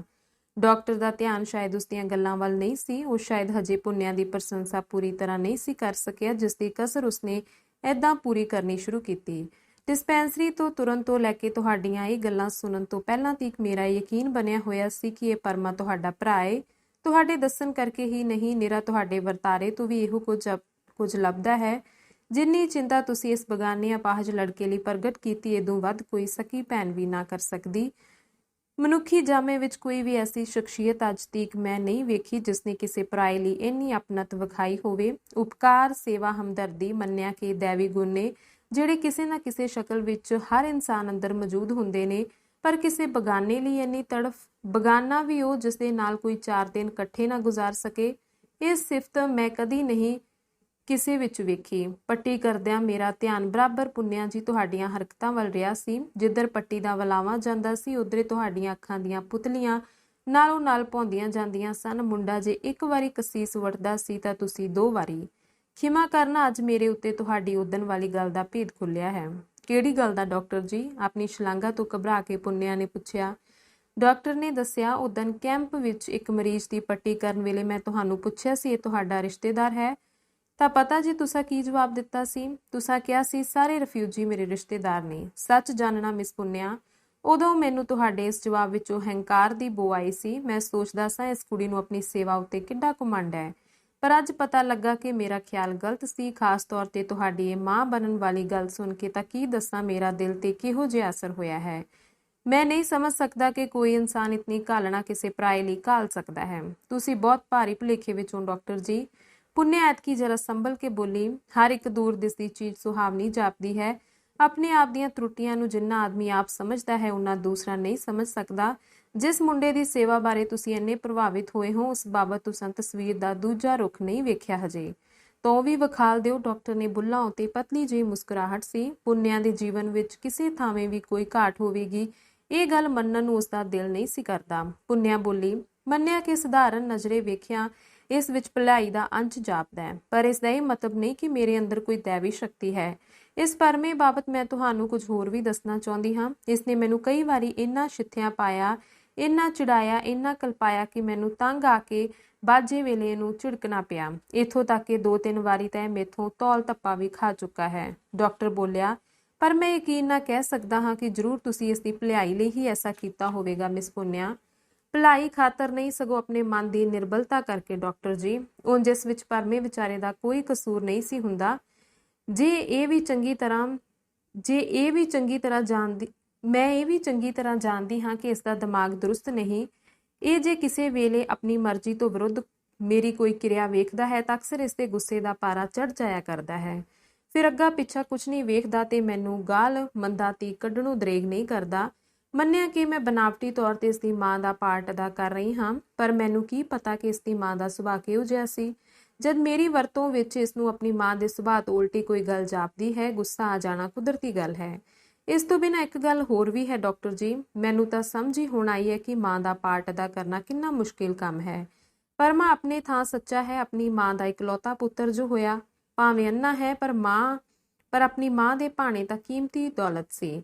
ਖਬਰੇ ਕਿੰਨਾ ਕੁ ਉਹ ਇਸ ਨੂੰ ਲਾਡ ਪਿਆਰ ਕਰਦੀ ਹੋਵੇਗੀ। ਮੈਂ ਆਪਣੀ ਵੱਲੋਂ ਕਿੰਨਾ ਹੀ ਇਸ ਨਾਲ ਮੋਹ ਕਰਾਂ, ਫਿਰ ਵੀ ਇਸ ਦੀ ਤਸੱਲੀ ਨਹੀਂ ਹੁੰਦੀ। ਕਦੀ ਕਦੀ ਜਦ ਇਹ ਕੁਝ ਔਖਾ ਜਿਹਾ ਹੋ ਕੇ ਮੈਨੂੰ ਕਹਿੰਦਾ ਹੈ, ਮਾਂ ਤੂੰ ਬੜੀ ਨਿਰਮੋਹੀ ਹੋ ਗਈ ਏ, ਤੂੰ ਮੈਨੂੰ ਪਹਿਲਾਂ ਵਰਗਾ ਪਿਆਰ ਨਹੀਂ ਕਰਦੀ, ਤਾਂ ਸੋਚਦੀ ਹਾਂ ਹੋਰ ਕਿੱਦਾਂ ਦਾ ਪਿਆਰ ਕਰਾਂ। ਨਾਲੇ ਇਸ ਮੁੰਡੇ ਦੇ ਪਿਆਰ ਦਾ ਢੰਗ ਵੀ ਬੜਾ ਬੇਹੂਦਾ ਹੈ। ਕਈ ਵਾਰੀ ਰਾਤੀ ਸੁੱਤਾ ਸੁੱਤਾ ਉੱਠ ਕੇ ਮੇਰੇ ਨਾਲ ਆ ਪੈਂਦਾ ਹੈ ਤੇ ਜਦ ਮੈਂ ਆਪਣੇ ਬਿਸਤਰੇ ਤੇ ਜਾਣ ਲਈ ਕਹਿੰਦੀ ਹਾਂ ਤਾਂ ਤਾਨੇ ਦੇਣ ਲੱਗ ਪੈਂਦਾ ਹੈ, ਮਾਂ ਅੱਗੇ ਤੇ ਤੂੰ ਮੈਨੂੰ ਵੱਖਰਾ ਕਦੀ ਸੌਣ ਨਹੀਂ ਸੀ ਦਿੰਦੀ ਹੁੰਦੀ, ਸਗੋਂ ਜੇ ਕਦੀ ਸੌਂ ਵੀ ਜਾਂਦਾ ਸਾਂ ਤਾਂ ਤੂੰ ਮੈਨੂੰ ਬਦੋ ਬਦੀ ਉਠਾਲ ਕੇ ਆਪਣੇ ਨਾਲ ਲਿਆ ਪਾਉਂਦੀ ਸੈਂ। ਹੁਣ ਤੈਨੂੰ ਮੈਂ ਬੁਰਾ ਲੱਗਣ ਲੱਗ ਪਿਆ ਹਾਂ ਮਾਂ। ਤੇ ਡਾਕਟਰ ਜੀ, ਉਸ ਵੇਲੇ ਮੇਰੀ ਹਾਲਤ ਵੇਖਣਯੋਗ ਹੁੰਦੀ ਹੈ। ਮੇਰੀਆਂ ਭੁੱਬਾਂ ਨਿਕਲ ਜਾਂਦੀਆਂ ਨੇ। ਮੈਂ ਇਸ ਨੂੰ ਛਾਤੀ ਨਾਲ ਲਾਉਂਦੀ ਹਾਂ, ਚੁੰਮਦੀ ਹਾਂ, 100 ਖੁਸ਼ਾਮਦਾ ਕਰਦੀ ਹਾਂ। ਕਿਤੇ ਜਾ ਕੇ ਇਸ ਦਾ ਗੁੱਸਾ ਦੂਰ ਹੁੰਦਾ ਹੈ। ਇੱਥੇ ਹੀ ਇਸ ਦੇ ਮੂਰਖ ਪੁਣੇ ਬਸ ਨਹੀਂ ਹੋ ਜਾਂਦੇ। ਕਈ ਵਾਰੀ ਨਾਲ ਸੁੱਤਾ ਮੇਰੇ ਸਰੀਰ ਨੂੰ ਟਟੋਲਣ ਲੱਗ ਪੈਂਦਾ ਹੈ ਤੇ ਰੋਣ ਹਾਕਾ ਹੋ ਕੇ ਕਹਿਣ ਲੱਗਦਾ ਹੈ, ਮਾਂ ਤੇਰਾ ਸਰੀਰ ਕਿੱਡਾ ਤਕੜਾ ਹੁੰਦਾ ਸੀ, ਤੂੰ ਤਾਂ ਬਿਲਕੁਲ ਹੱਡੀਆਂ ਦਾ ਢਾਂਚਾ ਰਹਿ ਗਈ ਹੈ। ਸੱਚ ਜਾਣਨਾ ਡਾਕਟਰ ਜੀ, ਮੈਂ ਉਸ ਵੇਲੇ ਸ਼ਰਮ ਨਾਲ ਧਰਤੀ ਵਿੱਚ ਧੱਸਣ ਲੱਗ ਜਾਂਦੀ ਹਾਂ। ਇਸ ਦੇ ਸਵਾਲਾਂ ਦੇ ਜਵਾਬ ਵਿੱਚ ਜਿਉਂ ਤਿਉਂ ਵੀ ਹੋ ਸਕਦਾ ਹੈ ਸੱਚ ਝੂਠ ਰਲਾ ਕੇ ਘਰ ਪੂਰਾ ਕਰਦੀ ਹਾਂ। ਤੁਸੀਂ ਹੀ ਦੱਸੋ, ਇਸ ਵਿੱਚ ਵਿਚਾਰੇ ਦਾ ਕੀ ਦੋਸ਼? ਆਪਣੇ ਜਾਣੇ ਮਾਂ ਵਾਲੇ ਹੀ ਸਾਰੇ ਦਾਈਏ ਜਗਾਉਂਦਾ ਹੈ ਨਾ। ਕਿ ਇਸ ਹਾਲਤ ਵਿੱਚ ਮੈਨੂੰ ਕੁੜਨਾ ਜਾਂ ਗੁੱਸਾ ਕਰਨਾ ਚਾਹੀਦਾ ਹੈ? ਕਿੰਨੀ ਬੇਸਮਝੀ ਹੈ ਮੇਰੀ। ਇਸ ਵਿੱਚ ਕੋਈ ਸ਼ੱਕ ਨਹੀਂ ਕਿ ਇਹ ਮੈਨੂੰ ਕਈ ਵਾਰੀ ਬੁਰੀ ਤਰ੍ਹਾਂ ਖਪਾਉਂਦਾ ਹੈ। ਮਿਸਾਲ ਦੇ ਤੌਰ ਤੇ ਮੈਂ ਇਸ ਨੂੰ 1000 ਵਾਰੀ ਵਰਜ ਚੁੱਕੀ ਹਾਂ ਕਿ ਫਿਰਨਾ ਬਿਲਕੁਲ ਬੰਦ ਕਰ ਦੇ, ਪਰ ਕੋਈ ਗੱਲ ਪਾਉਂਦੀ ਹੀ ਨਹੀਂ ਇਸ ਨੂੰ। ਇੱਕ ਦਿਨ ਦੀ ਗੱਲ ਹੈ, ਪੁੱਛਦਾ ਪੁਛਾਂਦਾ ਸਕੂਲ ਜਾ ਪਹੁੰਚਿਆ ਜਿੱਥੇ ਮੈਂ ਪੜ੍ਹਾਉਣ ਜਾਂਦੀ ਹਾਂ। ਭਲਾ ਦੱਸੋ, ਇਸ ਤਰ੍ਹਾਂ ਬੇਮਤਲਬ ਹੀ ਮੀਲਾ ਬੱਧੀ ਪੈੜਾ ਕਰਨ ਨਾਲ ਜ਼ਖਮ ਖਰਾਬ ਨਾ ਹੋਵੇ ਤਾਂ ਕੀ ਹੋਵੇ? ਤੁਹਾਡਾ ਕਹਿਣਾ ਡਾਕਟਰ ਜੀ, ਮੈਂ ਉਥਲਦੀ ਨਹੀਂ ਕਿ ਮੇਰੇ ਮਲਮ ਪੱਟੀ ਦੇ ਕੁਚੱਜ ਨੂੰ ਲੈ ਕੇ ਇਸ ਨੂੰ ਟੈਟਨਸ ਹੋ ਗਿਆ ਹੈ, ਪਰ ਜਰਾ ਸੋਚੋ, ਐਡੇ ਖਤਰਨਾਕ ਜ਼ਖਮ ਨੂੰ ਲੈ ਕੇ ਜਿਹੜਾ ਇਹ ਮੀਲਾਂ ਸੜਕਾਂ ਕੱਸ਼ਦਾ ਫਿਰੇ, ਉਸ ਦਾ ਜ਼ਖਮ ਕੀਕਣ ਠੀਕ ਰਹਿ ਸਕਦਾ ਹੈ? ਜੇ ਮੈਂ ਸਾਰਾ ਦਿਨ ਇਸ ਦੀ ਰਾਖੀ ਕਰਾਂ ਤਾਂ ਕੀਕਣ ਕਰਾਂ? ਜੇ ਪੁੱਛਦੀ ਹਾਂ ਤੂੰ ਕਿਉਂ ਨਹੀਂ ਟਿੱਕੇ ਬਹਿੰਦਾ ਤਾਂ ਕਹਿੰਦਾ ਹੈ, ਮਾਂ ਤੇਰੇ ਬਿਨਾਂ ਦਿਲ ਨਹੀਂ ਲੱਗਦਾ। ਮੈਨੂੰ ਡਰ ਲੱਗਣ ਲੱਗ ਪੈਂਦਾ ਹੈ ਕਿ ਫਿਰ ਤੈਨੂੰ ਪਾਕਿਸਤਾਨੀਆਂ ਨਾਲ ਫੜ ਕੇ ਲੈ ਗਏ ਹੋਣ। ਬਥੇਰਾ ਸਮਝਾਉਂਦੀ ਹਾਂ ਕਿ ਹੁਣ ਸਾਨੂੰ ਪਾਕਿਸਤਾਨੀਆਂ ਦਾ ਕੋਈ ਖਤਰਾ ਨਹੀਂ, ਪਰ ਇਸ ਜਨੂਨੀ ਦੀ ਸਮਝ ਵਿੱਚ ਬੈਠਦਾ ਹੀ ਨਹੀਂ। ਹੁਣ ਤੁਸੀਂ ਹੀ ਦੱਸੋ, ਇਸ ਦਾ ਦਿਲ ਲਾਣ ਖਾਤਰ ਕੀਕਣ ਹਰ ਵੇਲੇ ਮੈਂ ਇਸ ਦੇ ਨਾਲ ਬੱਝੀ ਰਹਾਂ। ਇਸ ਕਰਕੇ ਕਈ ਵਾਰੀ ਦਿਲ ਖਿੱਚ ਜਾਂਦਾ ਹੈ, ਝਿੜਕਦੀ ਹਾਂ ਤਾਂ ਰੋਣ ਬਹਿ ਜਾਂਦਾ ਹੈ। ਰੋਂਦਿਆਂ ਵੇਖ ਕੇ ਮੇਰੇ ਦਿਲ ਨੂੰ ਵੀ ਕੁਝ ਹੋਣ ਲੱਗ ਪੈਂਦਾ ਹੈ। ਜਦ ਤੋੜੀ ਗੱਲ ਲਾ ਕੇ ਮੂੰਹ ਮੱਥਾ ਚੁੰਮ ਕੇ ਪਿਆਰ ਨਾ ਕਰਾਂ, ਨਾ ਇਸ ਦਾ ਦਿਲ ਆਰਾਸਤਾ ਹੁੰਦਾ ਹੈ, ਨਾ ਹੀ ਮੈਨੂੰ ਚੈਨ ਆਉਂਦਾ ਹੈ। ਸੋਚਦੀ ਹਾਂ, ਵਿਚਾਰਾ ਅਪਾਹਿਜ ਨਾ ਮੁਰਾਦ ਮਾਂ ਪਿਓ ਤੋਂ ਵਾਂਝਿਆ ਹੋਇਆ ਹੈ। ਜੇ ਮੈਂ ਵੀ ਇਸ ਨੂੰ ਸੁੱਟ ਛੱਡਿਆ ਤਾਂ ਕਿੱਥੇ ਜਾਏਗਾ? ਕੌਣ ਇਸ ਦੀਆਂ ਵਾਲਾਂ ਚੁੱਕੇਗਾ? ਕਿਹੜਾ ਇਸ ਦੇ ਜ਼ਖਮ ਦਾ ਖਿਆਲ ਰੱਖੇਗਾ? ਵਿਚਾਰਾ ਬਦਨਸੀਬ। ਕਹਿੰਦੀ ਕਹਿੰਦੀ ਪੁੰਨਿਆ ਇੱਕ ਵਾਰਗੀ ਹੀ ਫਿਸ ਗਈ। ਉਸ ਦੀਆਂ ਅੱਖਾਂ 'ਚ ਬੇਰੋਕੇ ਅਥਰੂ ਜਾਰੀ ਹੋ ਗਏ। ਡਾਕਟਰ ਦੀਆਂ ਅੱਖਾਂ ਵੀ ਗਿੱਲੀਆਂ ਹੋ ਗਈਆਂ। ਕੀ ਮਿਸ ਪੁੰਨਿਆ, ਤੁਸਾਂ ਮੇਰੇ ਅੱਗੇ ਵਿੱਚ ਆਪਣੇ ਮਨ ਦੀ ਨਿਰਬਲਤਾ ਪ੍ਰਗਟ ਕੀਤੀ ਹੈ? ਭੋਲੀ ਲੜਕੀ, ਤੂੰ ਸੱਚਮੁੱਚ ਭੋਲੀ ਹੈ। ਤੂੰ ਆਪਣੀ ਕੀਮਤ ਤੋਂ ਨਾ ਵਾਕਿਫ ਹੈ। ਤੂੰ ਉਹ ਇਸਤਰੀ ਰਤਨ ਹੈ ਜਿਸ ਦਾ ਮੁੱਲ ਪਾਉਣ ਦੀ ਕਿਸੇ ਵੀ ਜੌਹਰੀ ਵਿੱਚ ਸਮਰਥਾ ਨਹੀਂ। ਮਨੋਵੇਗ ਦੀ ਹਾਲਤ ਵਿੱਚ ਡਾਕਟਰ ਨੰਦ ਨੂੰ ਇਸ ਗੱਲ ਦਾ ਵੀ ਚੇਤਾ ਭੁੱਲ ਗਿਆ ਕਿ ਉਪਰੀ ਕੁੜੀ ਨੂੰ ਪਹਿਲੀ ਜਾਂ ਦੂਜੀ ਮੁਲਾਕਾਤ ਵਿੱਚ ਹੀ ਤੇ ਬਿਨਾਂ ਉਸ ਦੀ ਆਗਿਆ ਤੋਂ ਤੁਸੀਂ ਤੋਂ ਤੂੰ ਸੰਬੋਧਨ ਕਰਨਾ ਕਿੰਨਾ ਸੱਭਿਅਤਾਹੀਨ ਹੈ। ਬੋਲਦਾ ਬੋਲਦਾ ਉਹ ਆਪਣੀ ਇਸ ਗੱਲ ਨੂੰ ਸੋਧ ਕੇ ਕਹਿਣ ਲੱਗਾ, ਫਿਰ ਇਹ ਵੀ ਕੋਈ ਘੱਟ ਸਲਾਘਾ ਯੋਗ ਨਹੀਂ ਕਿ ਤੁਸੀਂ ਇੱਕ ਉਪਰੇ ਲੜਕੇ ਖਾਤਰ ਮਲਮ ਪੱਟੀ ਤੱਕ ਦਾ ਕੰਮ ਸਿੱਖਣ ਨੂੰ ਤਿਆਰ ਹੋ ਗਏ। 6 ਦਿਨਾਂ ਪਿੱਛੋਂ ਮਸੇ ਹੀ ਤੁਹਾਨੂੰ ਆਰਾਮ ਕਰਨ ਲਈ ਇੱਕ ਦਿਨ ਮਿਲਦਾ ਹੈ, ਉਹ ਵੀ ਤੁਸੀਂ ਇਸ ਦੁਖੀ ਦਾ ਦੁੱਖ ਦੂਰ ਕਰਨ ਲਈ ਕੁਰਬਾਨ। ਗੱਲ ਟੋਕ ਕੇ ਪੁੰਨਿਆ ਬੋਲੀ, ਪਰ ਤੁਸੀਂ ਆਪਣੇ ਵੱਲ ਕਿਉਂ ਨਹੀਂ ਵੇਖਦੇ ਡਾਕਟਰ ਜੀ? ਮੈਂ ਕਿਸੇ ਦਾ ਕੀ ਸਵਾਰ ਸਕਦੀ ਹਾਂ? ਜੇ ਕਦ ਨੂੰ ਸੰਭਾਲਣ ਦਾ ਉਦਮ ਕਰ ਵੀ ਲਿਆ ਤਾਂ ਕਿਹੜੀ ਮੱਲ ਮਾਰ ਲਈ? ਪਰ ਤੁਹਾਡੀਆਂ ਕੁਰਬਾਨੀਆਂ ਕਿਸੇ ਤੋਂ ਭੁੱਲੀਆਂ ਹੋਈਆਂ ਨੇ। ਕੀ ਮੈਂ ਸੁਣ ਨਹੀਂ ਚੁੱਕੀ ਜਿਸ ਤਰ੍ਹਾਂ ਤੁਸੀਂ 24 ਘੰਟੇ ਰੋਜ਼ਾਨਾ ਮਿਹਨਤ ਕਰਕੇ ਕੱਟੀਆਂ ਹੋਈਆਂ ਗੱਡੀਆਂ ਦੇ ਜ਼ਖਮੀਆਂ ਨੂੰ ਸਿਹਤਯਾਬ ਕੀਤਾ ਸੀ? ਇਹੋ ਤਾਂ ਉੱਚ ਆਤਮਾਵਾਂ ਦੀ ਖੂਬੀ ਹੁੰਦੀ ਹੈ ਕਿ ਆਪਣੇ ਗੁਣਾਂ ਵੱਲੋਂ ਹਮੇਸ਼ਾ ਅੱਖਾਂ ਮੀਟੀ ਰੱਖਦੇ ਨੇ। ਸੱਚ ਪੁੱਛਦੇ ਹੋ ਪੁੰਨਿਆ ਜੀ? ਡਾਕਟਰ ਬਹੁਤ ਹੀ ਸੁਖਾਵੇਂ ਰੋਹ ਵਿੱਚ ਬੋਲਿਆ। ਇਹ ਤੁਹਾਡਾ ਭਰਮ ਹੈ। ਇੱਕ ਸੰਗੀਤਕਾਰ ਜੇ ਚੰਗਾ ਗਾ ਕੇ ਸੁਣਾਵੇ ਜਾਂ ਇੱਕ ਬਾਜੀਗਰ ਚੰਗੀਆਂ ਬਾਜੀਆਂ ਪਾ ਕੇ ਦੱਸੇ ਤਾਂ ਇਸ ਵਿੱਚ ਉਸ ਦੀ ਸ਼ੋਭਾ ਜ਼ਰੂਰ ਹੋ ਸਕਦੀ ਹੈ, ਪਰ ਵਿਲੱਖਣ ਤਾਂ ਕੋਈ ਨਹੀਂ। ਜੋ ਵੀ ਜਿਸ ਦਾ ਪੇਸ਼ਾ ਹੈ ਉਸ ਵਿੱਚ ਜਰਾ ਕੁਝ ਵਧੇਰੇ ਦਿਲਚਸਪੀ ਲੈਣ ਵਾਲਾ ਆਦਮੀ ਕਿਸੇ ਉਚੇਚੀ ਦਾਤ ਦਾ ਹੱਕਦਾਰ ਨਹੀਂ ਹੁੰਦਾ। ਮੈਂ ਇੱਕ ਡਾਕਟਰ ਹਾਂ, ਮਰੀਜ਼ਾਂ ਦਾ ਇਲਾਜ ਕਰਨਾ ਮੇਰਾ ਵਿਵਹਾਰਿਕ ਫਰਜ਼ ਵੀ ਹੈ ਤੇ ਇਕਲਾਖੀ ਵੀ। ਪਰ ਤੁਸੀਂ ਜਿਸ ਪ੍ਰੇਰਨਾ ਦੇ ਆਧਾਰ ਤੇ ਇੱਕ ਬਗਾਨੇ ਨੂੰ ਆਪਣਿਆਂ ਨਾਲੋਂ ਵੀ ਵੱਧ ਜਾਣ ਕੇ ਗੱਲ ਨਾਲ ਲਾਈ ਬੈਠੇ ਹੋ, ਕੀ ਇਹ ਦੇਵੀ ਪ੍ਰੇਰਨਾ ਨਹੀਂ? ਮੂੰਹ ਦੀ ਵਡਿਆਈ ਨਾ ਸਮਝਣੀ। ਮੇਰੇ ਵਰਗੇ ਡਾਕਟਰਾਂ ਦੀ ਸਾਰੀ ਉਮਰ ਦੀ ਸੇਵਾ ਜੇ ਤੱਕੜੀ ਦੇ ਇੱਕ ਸ਼ਾਬੇ ਵਿੱਚ ਰੱਖ ਕੇ ਦੂਜੇ ਪਾਸੇ ਤੁਹਾਡੀ ਕੇਵਲ ਇਸ ਮੁੰਡੇ ਦੀ ਸੇਵਾ ਨੂੰ ਰੱਖ ਦਿੱਤਾ ਜਾਵੇ ਤਾਂ ਯਕੀਨਨ ਤੁਹਾਡਾ ਪੱਲੜਾ ਭਾਰੀ ਨਿਕਲੇਗਾ। ਥੋੜੇ ਵਿੱਚ ਮੈਂ ਇਹ ਕਹਿ ਸਕਦਾ ਹਾਂ ਕਿ ਮੇਰੇ ਵਰਗੇ ਸੇਵਾ ਦਾ ਦਮ ਭਰਨ ਵਾਲਿਆਂ ਨੂੰ ਤੁਹਾਡੀ ਸ਼ਾਗਿਰਦੀ ਕਰਨੀ ਚਾਹੀਦੀ ਹੈ। ਕਿਉਂ ਭਾਰ ਚੜਾਉਂਦੇ ਹੋ? ਪੁੰਨਿਆ ਨੇ ਸੰਕੋਚ ਨਾਲ ਅੱਖਾਂ ਨੀਵੀਆਂ ਕਰਕੇ ਕਿਹਾ। ਉਸਦੇ ਚਿਹਰੇ ਉੱਤੇ ਇਸ ਵੇਲੇ ਕਮਲ ਦੀਆਂ ਪੱਤੀਆਂ ਵਰਗੀ ਭਾਅ ਝਲਕ ਰਹੀ ਸੀ। ਉਸ ਦੀਆਂ ਅੱਖਾਂ ਵਿੱਚ ਕਿਸੇ ਮਿੱਠੇ ਸਰੂਰ ਦਾ ਚੜਾਓ ਸੀ। ਫਿਰ ਵੀ ਡਾਕਟਰ ਦੀ ਇਹ ਲੰਬੀ ਪ੍ਰਸ਼ੰਸਾ ਸੁਣਨ ਦਾ ਹੁਣ ਉਸ ਵਿੱਚ ਬਲ ਨਹੀਂ ਸੀ ਰਿਹਾ। ਇਸ ਵੱਲੋਂ ਡਾਕਟਰ ਨੂੰ ਹਟਾਉਣ ਲਈ ਉਹ ਬੋਲੀ, ਕਿੰਨੀ ਕੁ ਦੇਰ ਬਾਅਦ ਦੂਸਰਾ ਟੀਕਾ ਕਰਨਾ ਹੋਵੇਗਾ ਡਾਕਟਰ ਜੀ? ਡਾਕਟਰ ਨੇ ਘੜੀ ਵੇਖਣ ਤੋਂ ਬਾਅਦ ਕਿਹਾ, ਤਕਰੀਬਨ ਹੋ ਗਿਆ ਹੈ ਵਕਤ, ਚਲੋ। ਦੂਜਾ ਟੀਕਾ ਕਰ ਚੁੱਕਣ ਤੋਂ ਬਾਅਦ ਜਦ ਮੁੰਡੇ ਦੇ ਜਬਾੜੇ ਹਰਕਤ ਵਿੱਚ ਆਉਣੇ ਸ਼ੁਰੂ ਹੋਏ ਤਾਂ ਡਾਕਟਰ ਨੇ ਆਪਣਾ ਸਮਾਨ ਬੈਗ ਵਿੱਚ ਸਮੇਟਣਾ ਸ਼ੁਰੂ ਕਰ ਦਿੱਤਾ। ਪੁੰਨਿਆ ਨੇ ਮੰਜੇ ਦੇ ਸਰਾਣੇ ਹੇਠੋਂ ਇੱਕ ਛੋਟਾ ਜਿਹਾ ਬਟੂਆ ਕੱਢ ਕੇ ਖੋਲ੍ਹਿਆ, ਜਿਸ ਵਿੱਚ 10-10 ਰੁਪਈਆਂ ਦੇ ਕੇਵਲ 2 ਨੋਟ ਸਨ। ਇਹ ਦੋਵੇਂ ਕੱਢ ਕੇ ਉਹ ਡਾਕਟਰ ਵੱਲ ਵਧਾਉਂਦੀ ਹੋਈ ਬੋਲੀ, ਤੁਹਾਡੀ ਖੇਚਲ ਦੇ ਬਦਲੇ ਕੁਝ ਵੀ ਨਹੀਂ, ਪਰ ਡਾਕਟਰ ਨੇ ਬਿਨਾਂ ਹੱਥ ਵਧਾਉਣ ਤੋਂ ਇੰਨਾ ਕਹਿ ਕੇ ਆਪਣਾ ਬੈਗ ਚੁੱਕ ਲਿਆ। ਕਿ ਮੇਰਾ ਇੰਨਾ ਕੁ ਦਾਈਆ ਵੀ ਕਬੂਲ ਨਹੀਂ ਕਰੋਗੇ ਮਿਸ ਪੁੰਨਿਆ?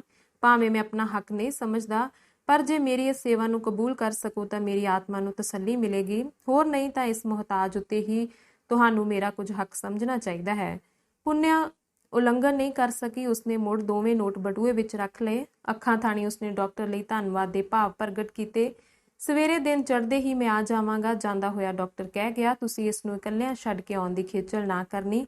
ਧੰਨਵਾਦ ਡਾਕਟਰ ਜੀ, ਧੰਨਵਾਦ।